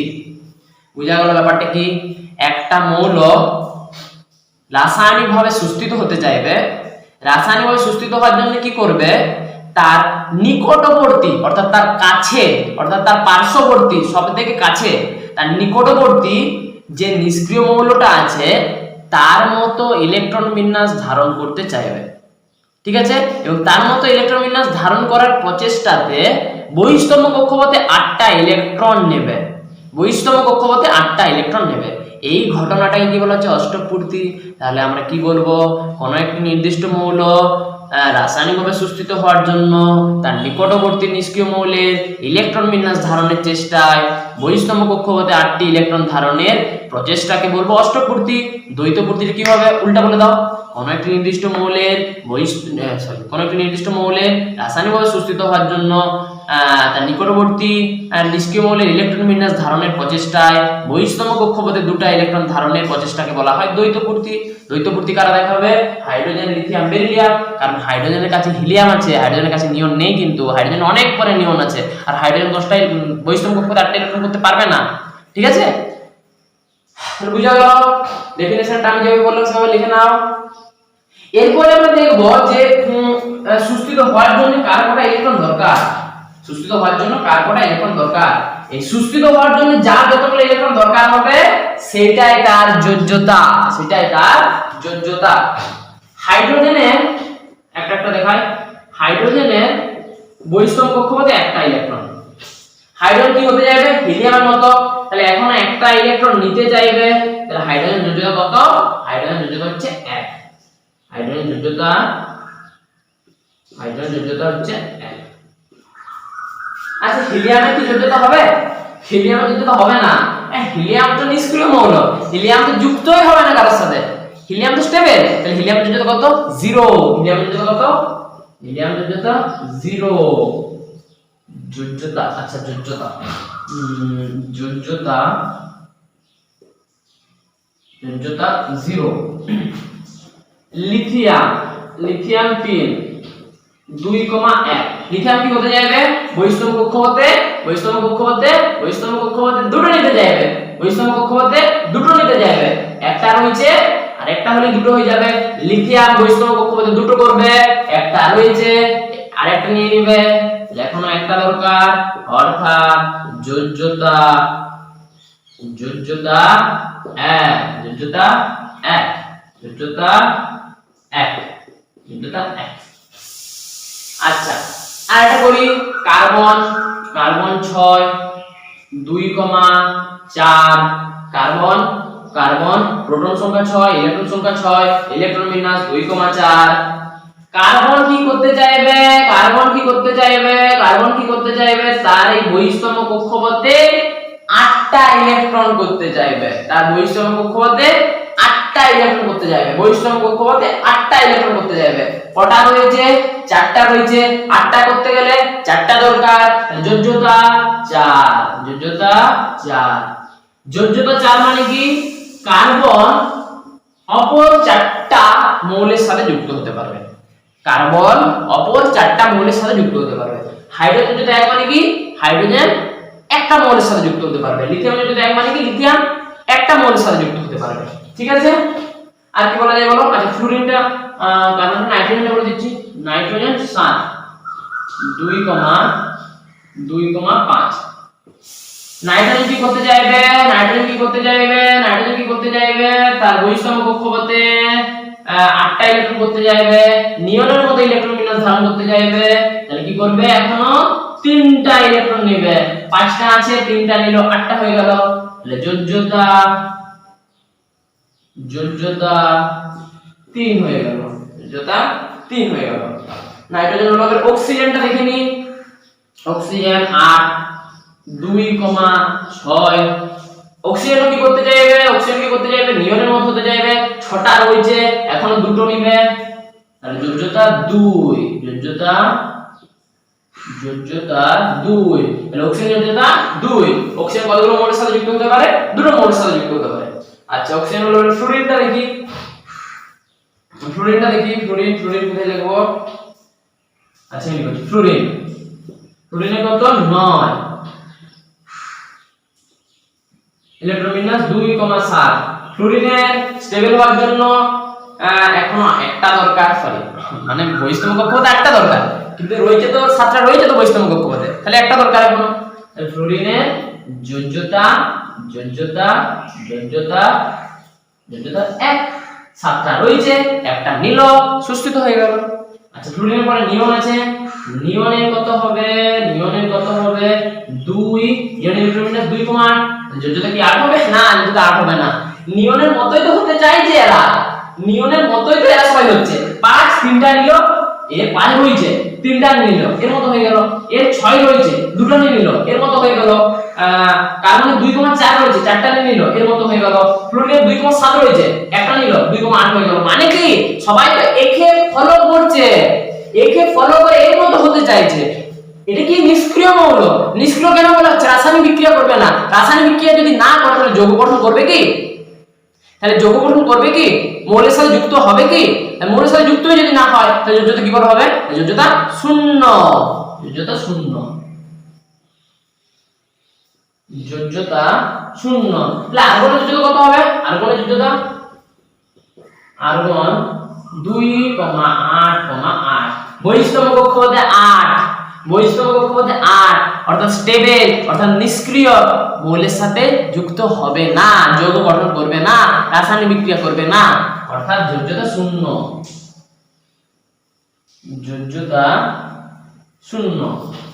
তাহলে 0 যদি মৌলের উদাহরণ দাও, হিলিয়াম দিয়ে দেবে, নিয়ন দিয়ে দেবে, আর্গন দিয়ে দেবে। 0 যদি মৌলের উদাহরণ হিলিয়াম, নিয়ন, আর্গন। 0 যদি মৌলের উদাহরণ হিলিয়াম, নিয়ন, আর্গন। 0 যদি মৌলের উদাহরণ হিলিয়াম, নিয়ন, আর্গন। আচ্ছা আমি লিখে দিচ্ছি উপরটাতে নোট করে,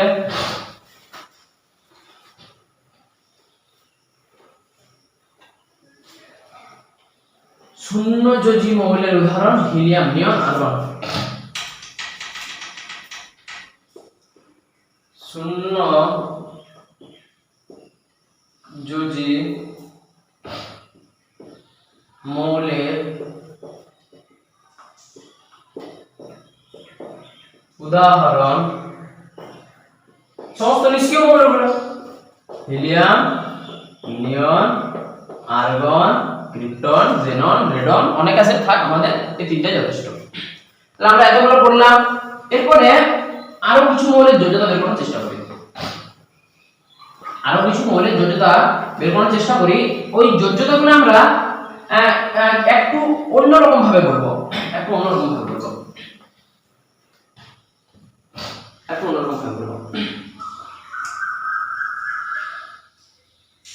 কিভাবে বলা যায়। আচ্ছা দেখো, সোডিয়াম লিখছি, সোডিয়ামে প্রোটন আছে 11টা, অর্থাৎ ইলেকট্রন আছে 11টা, অর্থাৎ ইলেকট্রন বিন্যাস 2,8,1। সোডিয়াম কি করতে চাইবে, বহিস্তম্ভ কক্ষপথে 8টা করতে চাইবে, বহিস্তম্ভ কক্ষপথে 8টা করতে চাইবে। বহিস্তম্ভ কক্ষপথ, যোজন কক্ষপথ, সর্ববহিস্থ কক্ষপথ, ঠিক আছে নিশ্চয়ই মনে আছে। সোডিয়াম কি করতে চাইবে, এই বহিস্তম্ভ কক্ষপথে 8টা করতে চাইবে, বহিস্তম্ভ কক্ষপথে 8টা করতে চাইবে। তাহলে এর কি 7টা ইলেকট্রন নেওয়াটা সহজ হবে না একটা ইলেকট্রন বের করে দেওয়াটা সহজ হবে? সাতটা ইলেকট্রনটা নেওয়াটা সহজ হবে না একটা ইলেকট্রন বের করে দেওয়াটা সহজ হবে? বলো বলো ভেবে বলো। সাতটা ইলেকট্রন নেওয়াটা সহজ হবে না একটা ইলেকট্রন বের করে দেওয়াটা সহজ হবে? অবভিয়াসলি একটা ইলেকট্রন বের করতে সহজ হবে। সাতটা ইলেকট্রন নিতে আর একটা ইলেকট্রন বের করতে আকাশ পাতাল তফাৎ হবে। তাহলে একটা ইলেকট্রন সহজে বের করে দিতে পারবে, একটা ইলেকট্রন সহজে বের করে দিতে পারবে, ঠিক?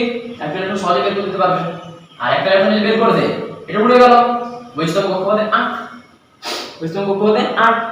তো দেখো জিনিসটা কিভাবে আমরা একটু ফোকাস করব। এই যে একটা ইলেকট্রন বের করে দিল না, এই একটা ইলেকট্রন বের করে দেওয়ার ঘটনাটাকে বলা হয় আয়ন গঠন করা। কি গঠন করা? আয়ন গঠন করা। কি রকম আয়ন? ক্যাটায়ন। কি রকম আয়ন? ক্যাটায়ন। সোডিয়াম একটা ইলেকট্রন ছাড়লো, অর্থাৎ আমরা লিখব সোডিয়ামের মাথায় প্লাস চিহ্ন। সোডিয়ামের মাথায় প্লাস চিহ্ন।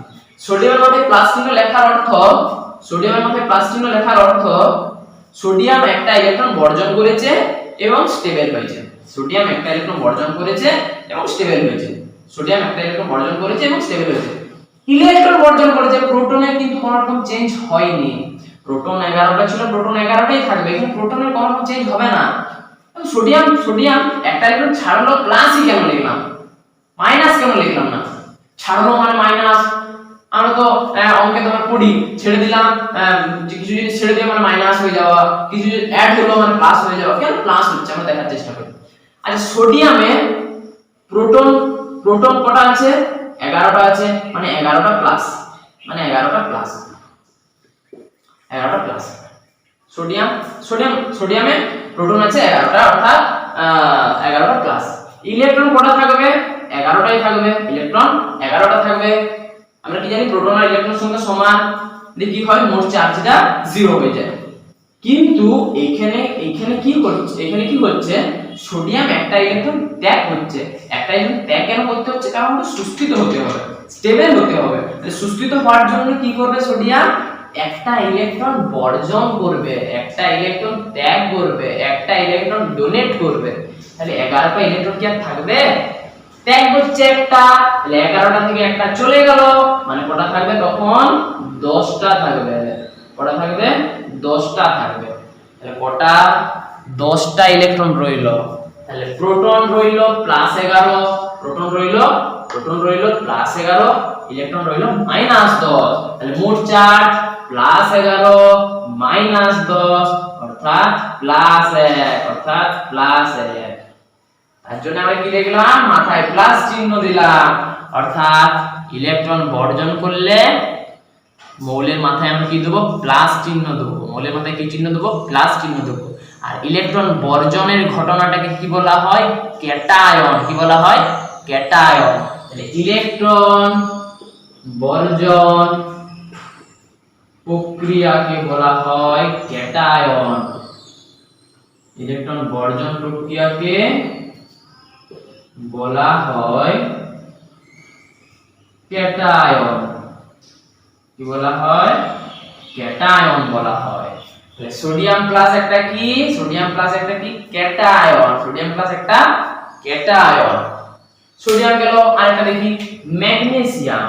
ম্যাগনেসিয়াম, ম্যাগনেসিয়ামে প্রোটন সংখ্যা 12, ইলেকট্রন সংখ্যা 12, ইলেকট্রন বিন্যাস 2, 8, 2। ম্যাগনেসিয়াম কি করতে চাইবে? 6টা ইলেকট্রন নিতে চাইবে না 2টো ইলেকট্রন বার করে দিতে চাইবে? obviously 2টা ইলেকট্রন বার করে দিতে চাইবে, 2টা ইলেকট্রন বর্জন করতে চাইবে, অর্থাৎ ম্যাগনেসিয়াম 2+ গঠন করবে। এই মাত্র আমরা পড়লাম একটা ইলেকট্রন বর্জন মাথায় প্লাস, 2টো ইলেকট্রন বর্জন মাথায় 2+। তাহলে ম্যাগনেসিয়াম 2+ একটা ক্যাটায়ন গঠন হলো। তাহলে ম্যাগনেসিয়াম ক্যাটায়ন গঠন করলো, ম্যাগনেসিয়াম ক্যাটায়ন গঠন করলো। অ্যালুমিনিয়াম 13, 2,8,3, 2,8,3। অ্যালুমিনিয়াম কি করবে? 5টা নিবে না 3টা ছাড়বে? 3টা ছেড়ে দিবে, অর্থাৎ অ্যালুমিনিয়াম 3+, অর্থাৎ অ্যালুমিনিয়াম ক্যাটায়ন গঠন করলো, অ্যালুমিনিয়াম 3+ গঠন করলো। তাহলে সোডিয়াম স্টেবল হওয়ার জন্য কটা ইলেকট্রন বর্জন করলো? একটা ইলেকট্রন বর্জন করলো। তাহলে সোডিয়ামের যোজ্যতা কত? যোজ্যতা 1। ম্যাগনেসিয়াম স্টেবল হওয়ার জন্য কটা ইলেকট্রন বর্জন করলো? দুটো, তাহলে যোজ্যতা 2। অ্যালুমিনিয়াম স্টেবল হওয়ার জন্য কটা ইলেকট্রন বর্জন করলো? তিনটা, তাহলে যোজ্যতা 3, যোজ্যতা 3। সোডিয়াম, ম্যাগনেসিয়াম, অ্যালুমিনিয়ামের যোজ্যতা পেলাম। এরা তিনজনে কি করলো? ক্যাটায়ন গঠন করলো। এরা তিনজনে ক্যাটায়ন গঠন করলো। তোমার যদি মনে থাকে অ্যালুমিনিয়াম কি? অ্যালুমিনিয়াম ধাতু তো, ম্যাগনেসিয়াম তো ধাতু তো, অ্যালুমিনিয়াম ধাতু, ম্যাগনেসিয়াম ধাতু, সোডিয়াম ধাতু। তাহলে ধাতুর কেমিক্যাল প্রপার্টিজ কি হচ্ছে? ধাতুর রাসায়নিক ধর্ম কি হচ্ছে? ক্যাটায়ন গঠন করা। ধাতুর রাসায়নিক প্রকৃতি কি হচ্ছে? ক্যাটায়ন গঠন করা। লিখে দাও, ধাতুর রাসায়নিক ধর্ম ক্যাটায়ন গঠন করা। ক্যাটায়ন গঠন করা। তাহলে সোডিয়াম, ম্যাগনেসিয়াম, অ্যালুমিনিয়াম তিনজনে ধাতু, তিনজনে কি করলো? ক্যাটায়ন গঠন করলো। ক্যাটায়ন মানে কি? ইলেকট্রন বর্জন করাকে বলা হয় ক্যাটায়ন। ইলেকট্রন বর্জন করাকে বলা হয় ক্যাটায়ন। তাহলে অধাতুর প্রপার্টিজ কি হবে? ইলেকট্রন গ্রহণ করাকে, যেটাকে আমরা কি বলে থাকবো? অ্যানায়ন বলে থাকবো। কি বলে থাকবো? অ্যানায়ন বলে থাকবো। দেখি আমরা দেখবো, আমরা ধাতুটা পড়লাম, ক্যাটায়নটা পড়লাম, এবার অ্যানায়নটা আসছি বা অধাতুতে আসছি।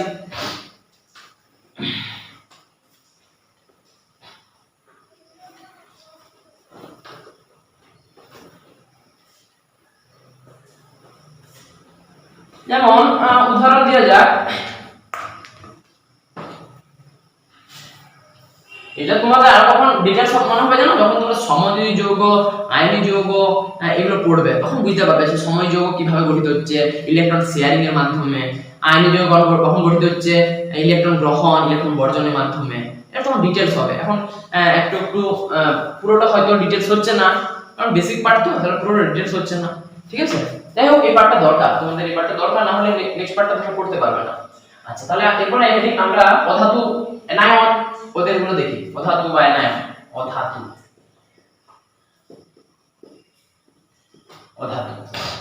যেমন লিখলাম অক্সিজেন। অক্সিজেনের প্রোটন 8, ইলেকট্রন 8, 2,6। তাহলে অক্সিজেন স্টেবল হওয়ার জন্য কি করবে? দুটো ইলেকট্রন গ্রহণ করবে। ইলেকট্রন বর্জন করলে ক্যাটায়ন মাথায় প্লাস, ইলেকট্রন গ্রহণ কি বললাম? ইলেকট্রন বর্জন করলে ক্যাটায়ন মাথায় প্লাস, ইলেকট্রন বর্জন করলে ক্যাটায়ন মাথায় প্লাস, ইলেকট্রন গ্রহণ করলে অ্যানায়ন মাথায় মাইনাস। O2 minus. আজ কেন মাইনাস হলো বলে দিচ্ছি। এখানে প্রোটন কটা আছে? 8টা। ইলেকট্রন কটা আছে? 8টা। কিন্তু স্টেবল হওয়ার জন্য আছে, সরি ভুললাম কিছু। ইলেকট্রন, প্রোটন 8টা, ইলেকট্রন 8টা। ঠিক আছে, ঠিক লিখেছি। প্রোটন 8টা, ইলেকট্রন 8টা। স্টেবল হওয়ার জন্য কি করলো? দুটো ইলেকট্রন গ্রহণ করলো। তাহলে কটা হয়ে গেল? 10টা। তাহলে প্লাস 8 চার্জ মাইনাস 10 চার্জ, তাহলে মোট চার্জ প্লাস 8 মাইনাস 10 মানে মাইনাস 2। তার জন্য মাইনাস 2 মানে মাইনাস 2। তাহলে অক্সিজেন যোজ্যতা কত? আগেই পড়লে অক্সিজেন দুটো ইলেকট্রন গ্রহণ করলো মানে যোজ্যতা 2। ইলেকট্রন গ্রহণ করছে অর্থাৎ অ্যানায়ন গঠন করছে।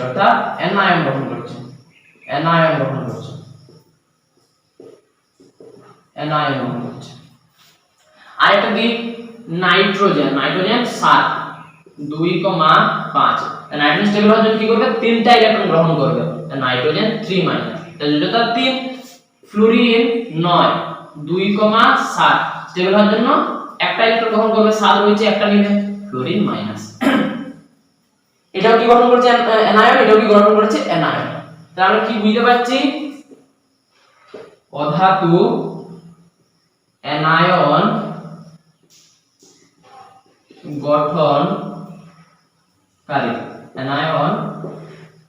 গঠনকারী। তাহলে ক্যাটায়ন মানে কি হলো? ইলেকট্রন বর্জন। অ্যানায়ন মানে কি হলো? ইলেকট্রন গ্রহণ। ক্যাটায়ন মানে কি হলো? ইলেকট্রন বর্জন, আর অ্যানায়ন মানে হলো ইলেকট্রন গ্রহণ। লিখে দিই, ক্যাটায়ন মানে ইলেকট্রন বর্জন, অ্যানায়ন ইলেকট্রন গ্রহণ, অ্যানায়ন ইলেকট্রন গ্রহণ। আর ইলেকট্রন বর্জন ইলেকট্রন গ্রহণ দুটোকে একসাথে আমরা কি বলবো? আয়ন। কি বলবো? আয়ন। আয়ন কাকে বলবো? ইলেকট্রন বর্জন ইলেকট্রন গ্রহণ প্রক্রিয়া, ইলেকট্রন বর্জন ইলেকট্রন গ্রহণ প্রক্রিয়া। ইলেকট্রন গ্রহণ করুক বর্জন করুক দুটাই আয়ন, কিন্তু তার মধ্যে বর্জন করলে ক্যাটায়ন, গ্রহণ করলে অ্যানায়ন। গ্রহণ করলে অ্যানায়ন। ক্যাটায়ন কারা গঠন করছে? ধাতু। অ্যানায়ন কারা গঠন করছে? অধাতু। অ্যানায়ন কারা গঠন করছে? অধাতু। অ্যানায়ন কারা গঠন করছে? অধাতু। ঠিক আছে, এরপর আমরা আলোচনা করব আইসো ইলেকট্রন সিস্টেম নিয়ে, অর্থাৎ আইসো ইলেকট্রন কি এটা নিয়ে আলোচনা করব। আইসো ইলেকট্রন, আমরা জানি আইসো মানে সমান বা সম, আর ইলেকট্রন অর্থাৎ ইলেকট্রন। সমান কি থাকবে? সমান থাকবে ইলেকট্রন, সমান থাকবে ইলেকট্রন, সমান ইলেকট্রন থাকবে। দেখা যাক, প্রথমে নিচ্ছি সোডিয়াম প্লাস। সোডিয়াম প্লাসে প্রোটন 11, ইলেকট্রন 11 থাকার কথা, কিন্তু একটা বর্জন করেছে মানে 10টা। ম্যাগনেসিয়াম 2 প্লাস, প্রোটন 12, ইলেকট্রন 12 থাকার কথা, কিন্তু দুটো বর্জন করেছে অর্থাৎ 10। অ্যালুমিনিয়াম 3 প্লাস, প্রোটন 13, ইলেকট্রন 13 থাকার কথা, তিনটা বর্জন করেছে 10। নিয়ন প্রোটন 10 আর ইলেকট্রন 10। O2 মাইনাস, আচ্ছা nitrogen 3 minus, proton 7, electron 7 plus 3 সমান 10, কারণ তিনটা গ্রহণ করেছে, 3 মাইনাস মানে গ্রহণ করেছে। Oxygen 2 minus, proton 8, electron 8 plus 2 equal to 10। F minus, proton 9, electron 9 plus 1 equal to 10। অর্থাৎ 1 থেকে 20 পর্যন্ত তোমরা যদি প্রোটন সংখ্যা অনুযায়ী তোমরা যদি মৌলগুলোর নাম মনে রাখো তাহলে কিছু হবে না। বুঝতেই পারছো সবগুলোতেই প্রোটন দরকার হলো, ইলেকট্রন দরকার হলো। 1 থেকে 20 পর্যন্ত তোমরা ভালোভাবে জেনে নাও, ভালোভাবে মনে রাখো। ঠিক আছে, লিখে লিখে মুখস্থ করে নাও। এরপরে আমরা একটা জিনিস লক্ষ্য করতে পাচ্ছি যে সোডিয়াম প্লাসেও ইলেকট্রন 10, ম্যাগনেসিয়াম 2 প্লাসেও ইলেকট্রন 10, অ্যালুমিনিয়াম 3 প্লাসেও ইলেকট্রন 10, নিয়নও ইলেকট্রন 10, N3 মাইনাসেও ইলেকট্রন 10, O2 মাইনাসেও ইলেকট্রন 10 আর M মাইনাসেও ইলেকট্রন 10। অর্থাৎ এই পুরো সেটটাকে আমরা একসাথে বলবো আইসো ইলেকট্রন সেট। কি বলবো? আইসো ইলেকট্রন সেট, আইসো ইলেকট্রন সেট। ব্যাস, তোমরা দেখে নেবে যে যদি তিনটা উদাহরণ দেওয়া থাকে তাদের যদি ইলেকট্রনগুলো সমান হয় তখন তোমরা বলে দিতে পারবে যে ওগুলো হচ্ছে আইসো ইলেকট্রন, আইসো ইলেকট্রন, আইসো ইলেকট্রন। ঠিক আছে, তাহলে আমরা প্রথমে পড়লাম পদার্থ বলতে কি বুঝি। পদার্থ বলতে আমরা কি বুঝলাম? যে যার ভর থাকবে, যারা এবং যা কিছুর আয়তন দখল করে থাকবে এবং যেটা ইন্দ্রিয়গ্রাহ্য। এবং ডাল্টনের মতবাদ অনুসারে পদার্থের অতি ক্ষুদ্র অবিভাজ্য অংশকে বলা হলো পরমাণু। পরমাণু তিনটা শাখা পরমাণু, ইলেকট্রন, প্রোটন, নিউট্রন। ইলেকট্রনের চার্জ ঋণাত্মক, প্রোটনের চার্জ ধনাত্মক, নিউট্রনের চার্জ নেই। প্রোটন আর নিউট্রন থেকে পরমাণু নিউক্লিয়াসে, ইলেকট্রন থাকে কক্ষপথে ঘোরাফেরা করে 7টা কক্ষপথ। যেহেতু নিউক্লিয়াসে থাকছে প্রোটন আর নিউট্রন, তাই নিউক্লিয়াসের চার্জ ধনাত্মক। কক্ষপথ কটা কক্ষপথ? 7টা কক্ষপথ, K L M N O P Q। K কক্ষপথে 2টা ইলেকট্রন, L কক্ষপথে 8টা ইলেকট্রন, M কক্ষপথে 18টা ইলেকট্রন। এভাবে আমরা সাজালাম। সর্বস্থ কক্ষপথে 8টার বেশি থাকবে না, সর্বস্থ কক্ষপথে আগের কক্ষপথে 18টা বেশি ইলেকট্রন থাকবে না। তারপরে পড়লাম প্রোটন আর নিউট্রন যোগফলকে ভর সংখ্যা বলা হয়। নিউট্রন বের করতে গেলে ভর সংখ্যা মাইনাস প্রোটন সংখ্যা। তারপর কি পেলাম আমরা? Isotope, isobar, isotone. আইসোটোপ অর্থাৎ প্রোটন সংখ্যা সমান, আইসোবার অর্থাৎ ভর সংখ্যা সমান, আইসোটোন অর্থাৎ নিউট্রন সংখ্যা সমান, আইসো ইলেকট্রন অর্থাৎ ইলেকট্রন সংখ্যা সমান। তারপরে আমরা পেলাম তারপরে কি পেলাম? তারপরে পেলাম আমরা যোজ্যতা বলতে কি বুঝি? যোজ্যতা হচ্ছে কোনো মৌলের অপর মৌলের সাথে যুক্ত হওয়ার ক্ষমতা। আমরা পেলাম যে কোনো একটা মৌল তার নিকটবর্তী নিষ্ক্রিয় মৌলে ইলেকট্রন বিন্যাস ধারণের চেষ্টায় যত সংখ্যক ইলেকট্রন ধারণ করে সেই সংখ্যাটা হচ্ছে তার যোজ্যতা। যখন 8টা ইলেকট্রন ধারণ করে সেটা অষ্টকপূর্তি, 2টা ইলেকট্রন ধারণ করলে সেটা দ্বৈতপূর্তি। ধাতু কি করে? ইলেকট্রন বর্জন করে অর্থাৎ ক্যাটায়ন গঠন করে। অধাতু কি করে? ইলেকট্রন গ্রহণ করে অর্থাৎ অ্যানায়ন গঠন করে। ক্লিয়ার? ক্লিয়ার? ওকে। এরপরে আমরা এক দুটো কোশ্চেন নিয়ে আলোচনা করব এবং আজকের ক্লাসটা এন্ড করব। আজকের ক্লাসের প্রথম কোশ্চেন 14C6 এই নিউক্লাইডটির নিউট্রন সংখ্যা নির্ণয় করো। এইভাবে গঠন করাটাকে বলা হয় নিউক্লাইড। যেমন কার্বন একটা পরমাণু, তার প্রোটন সংখ্যা 6 এবং তার ভর সংখ্যা 14। এই পুরো গঠনটাকে বলা হবে কার্বনের নিউক্লাইড। তো এই কার্বন মৌলের প্রোটন সংখ্যা দিয়ে দিয়েছে, ভর সংখ্যা দিয়ে দিয়েছে, তোমাদেরকে নিউট্রন সংখ্যাটা বের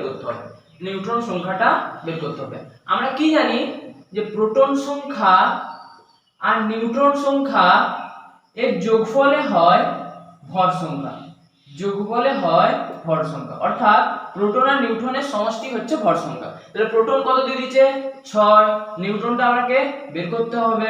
ভর সংখ্যা কত দিয়ে দিয়েছে? 14। তাহলে নিউট্রন কত হবে? 14 মাইনাস 6, তাহলে কত হবে? 8। তাহলে 14C6 নিউক্লাইডটি নিউট্রন সংখ্যা কত হবে? নিউট্রন সংখ্যা হবে 8। সেকেন্ড কোশ্চেন আছে অ্যালুমিনিয়ামের সর্বশেষ ইলেকট্রন কোন কক্ষে প্রবেশ করে? অ্যালুমিনিয়ামের আমাদেরকে জানতে হবে প্রোটন সংখ্যা কত? প্রোটন সংখ্যা 13 অর্থাৎ ইলেকট্রন সংখ্যা 13। ইলেকট্রন বিন্যাস করলে পাবো 2, 8, 3। তাহলে প্রথম কক্ষপথ K, দ্বিতীয় কক্ষপথ L, তৃতীয় কক্ষপথ M। তাহলে অ্যালুমিনিয়ামের সর্বশেষ ইলেকট্রন কোন কক্ষে প্রবেশ করছে? M কক্ষে। তারপরে কোশ্চেন 12(6)F এর আইসোটোপ হলো। আইসোটোপ আমরা কি জানি? আইসো মানে সমান লাস্টে প মানে প্রোটন সংখ্যা। তাহলে প্রোটন সংখ্যা সমান কার আছে দেখো, প্রথমে আছে 7 নিশ্চয়ই। এখানে প্রোটন আছে 6, এখানে আছে 7, এটা হবে না। এখানে আছে 5 প্রোটন, এখানে আছে 6, এটা হবে না। এখানে আছে 8, এখানে আছে 6, এটা হবে না। তাহলে হবে এটা। যার প্রোটন সংখ্যা সেম, এর প্রোটন সংখ্যা 6, এর প্রোটন সংখ্যা 6। তাহলে এই মৌলটা পরস্পর কি? আইসোটোপ, যেহেতু প্রোটন সংখ্যাগুলো এক। তারপর হচ্ছে ক্লোরিন পরমাণুর সর্বশেষ কক্ষের ইলেকট্রনের সংখ্যা। আচ্ছা, তাহলে ক্লোরিনের প্রোটন সংখ্যা কত? 17। ইলেকট্রন বিন্যাস 2, 8, 7। এটা K কক্ষপথ, এটা L কক্ষপথ, এটা M কক্ষপথ। তাহলে বলেছে সর্বশেষ কক্ষের ইলেকট্রন সংখ্যা 7টি। যদি বলা হয় সর্বশেষ কক্ষের ইলেকট্রন কোন কক্ষে প্রবেশ করে, তাহলে কি বলতে? M কক্ষে। এরপরে আরো কিছু কোশ্চেন নিয়ে আলোচনা করা যাক। 3টি পরমাণুর ভর সংখ্যা যথাক্রমে 31, 32 এবং 34। এবং ওই 3টি পরমাণুর পরমাণু ক্রমাঙ্ক কত দিয়েছে? 15, 16 এবং 16। বলেছে এদের মধ্যে কোন দুটি আইসোটোপ এবং কোন দুটি আইসোটোপ। ঠিক আছে, তো আগে দেখা যাক আইসোটোপ পরে আসছে, আগে সাজানো যাক আগে। আচ্ছা, বলেছে প্রোটন সংখ্যা 15, পরমাণু ক্রমাঙ্ক 15। আচ্ছা, পরমাণু ক্রমাঙ্ক 15 কার? এটা কি আমরা জানি? কার? ফসফরাস, তাই তো? ইন কেস যদি ভুলে যাও যে ফসফরাসের পরমাণু ক্রমাঙ্ক 15, তাহলে তোমরা x ধরে নেবে যে মৌলটা হচ্ছে x। ঠিক আছে, মৌলটা হচ্ছে x। তাহলে এখন যেহেতু আমি বলে দিচ্ছি ফসফরাসের পরমাণু ক্রমাঙ্ক 15, তাহলে ফসফরাস হিসেবেই লেখো। ফসফরাস P, প্রোটন সংখ্যা 15 এই দিকটাতে লিখতে হয়, আর ভর সংখ্যা 31 এই দিকটাতে লিখতে হয়। তাহলে প্রথম মৌলটাকে সাজালাম, দ্বিতীয় মৌলটাকে সাজাও। 16 কার? সালফার 16 32। তারপরে বলেছে 16, তারপরে 16 মানে কি সালফারের পরমাণু ক্রমাঙ্ক 16, আরো একটা 16 বলেছে, তার মানে নিশ্চয়ই সালফারই হবে, সেটা পরমাণু ক্রমাঙ্ক তো ডিফারেন্ট হবে না দুটো মৌলের। সালফার 16 34। তারপরে কোন দুটি আইসোটোপ, আইসোটোপ মানে আমরা কি জানি লাস্টে প, অর্থাৎ প্রোটন সংখ্যা 1, তার প্রোটন সংখ্যা 1 কার, এই যে প্রোটন সংখ্যা 1, প্রোটন সংখ্যা 1, তাহলে এই মৌলটা আর এই মৌলটা পরস্পরের আইসোটোপ, পরস্পরের আইসোটোপ। তাহলে আমি লিখে দিচ্ছি, পরিষ্কার করে লিখে দিই, লিখব 32 16s এবং 34 16s পরস্পরের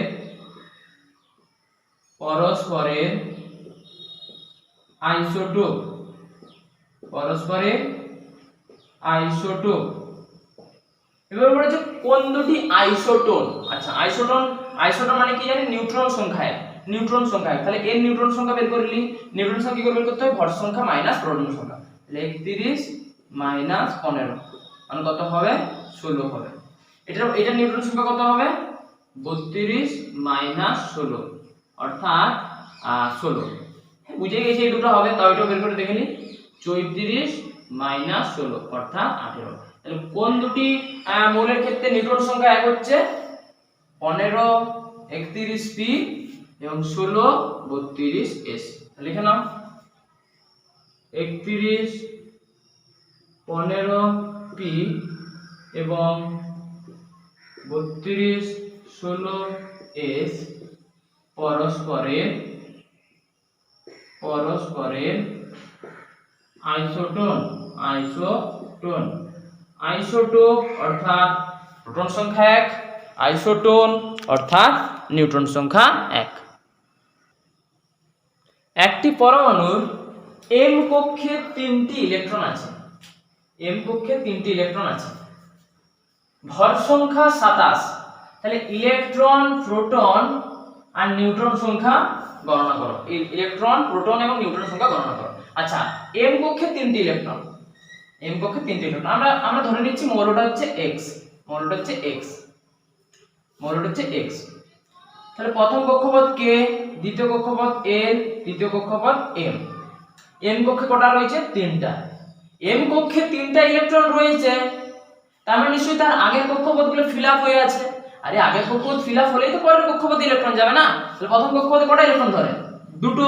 কিভাবে দুটো বললাম, 2n² রুলে, 2 into 1n² অর্থাৎ 2। তাহলে প্রথম কক্ষপথ দুটো, দ্বিতীয় কক্ষপথে কটা ধরে, 2 into 2a² অর্থাৎ 8টা। তাহলে প্রথম কক্ষপথ দুটো ফিল আপ হয়েছে, দ্বিতীয় কক্ষপথ 8টা ফিল আপ হয়েছে, তারপরে 3টা গেছে, 3টা বাড়তি ছিল, 3টা গেছে পরের কক্ষপথে। তাহলে দুটো 8টা 10টা আর 3 13টা। তাহলে মোট ইলেকট্রন কটা, মোট ইলেকট্রন কটা, 13টা। যতগুলো ইলেকট্রন ততগুলো প্রোটন, তাহলে প্রোটন কটা, 13টা, প্রোটন কটা, 13টা। তাহলে প্রোটন কটা আছে, 13টা।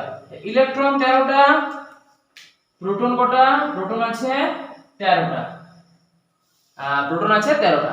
নিউট্রন কি করে বের করব, আচ্ছা নিউট্রন গেলে ভর সংখ্যাটা লাগবে, ভর সংখ্যাটা দিয়ে দিয়েছে, ভর সংখ্যাটা দিয়ে দিয়েছে 27, ভর সংখ্যাটা দিয়ে দিয়েছে 27। আর নিউট্রন কি করে বের করতে হয়, নিউট্রন বের করতে হয় ভর সংখ্যা মাইনাস প্রোটন সংখ্যা। ভর সংখ্যা দিয়ে দিয়েছে 27, প্রোটন সংখ্যা দিয়ে দিয়েছে 13, 27 মাইনাস 13 অর্থাৎ 14, অর্থাৎ 14।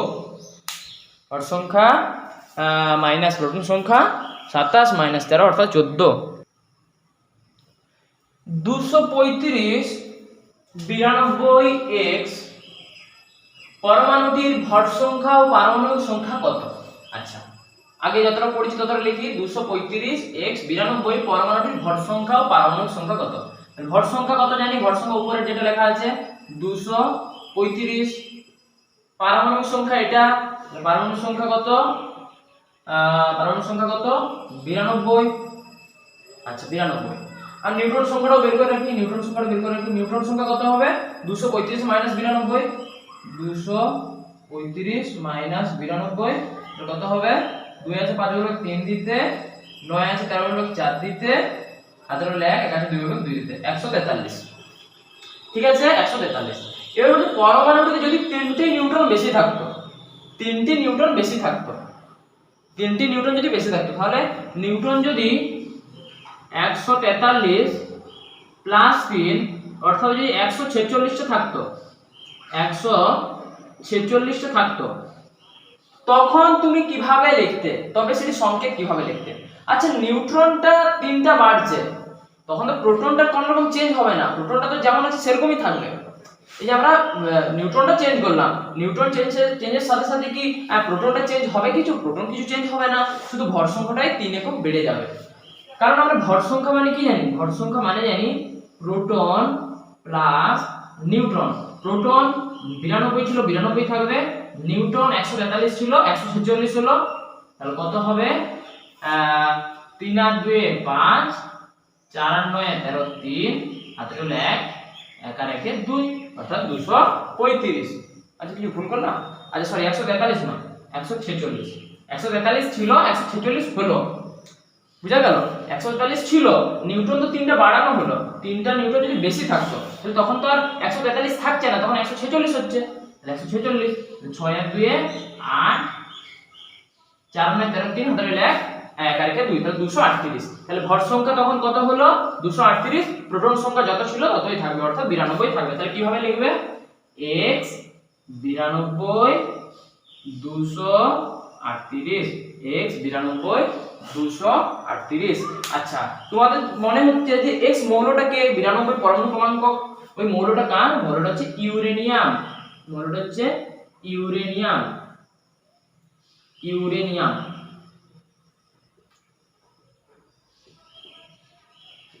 Uranium, uranium. ক্লিয়ার? আজকের ক্লাসটা এখানে এন্ড করলাম। তোমাদের নেক্সট কি চ্যাপ্টার দরকার, কি চ্যাপ্টারের ভিডিও দরকার সেটা তোমরা কমেন্ট করবে।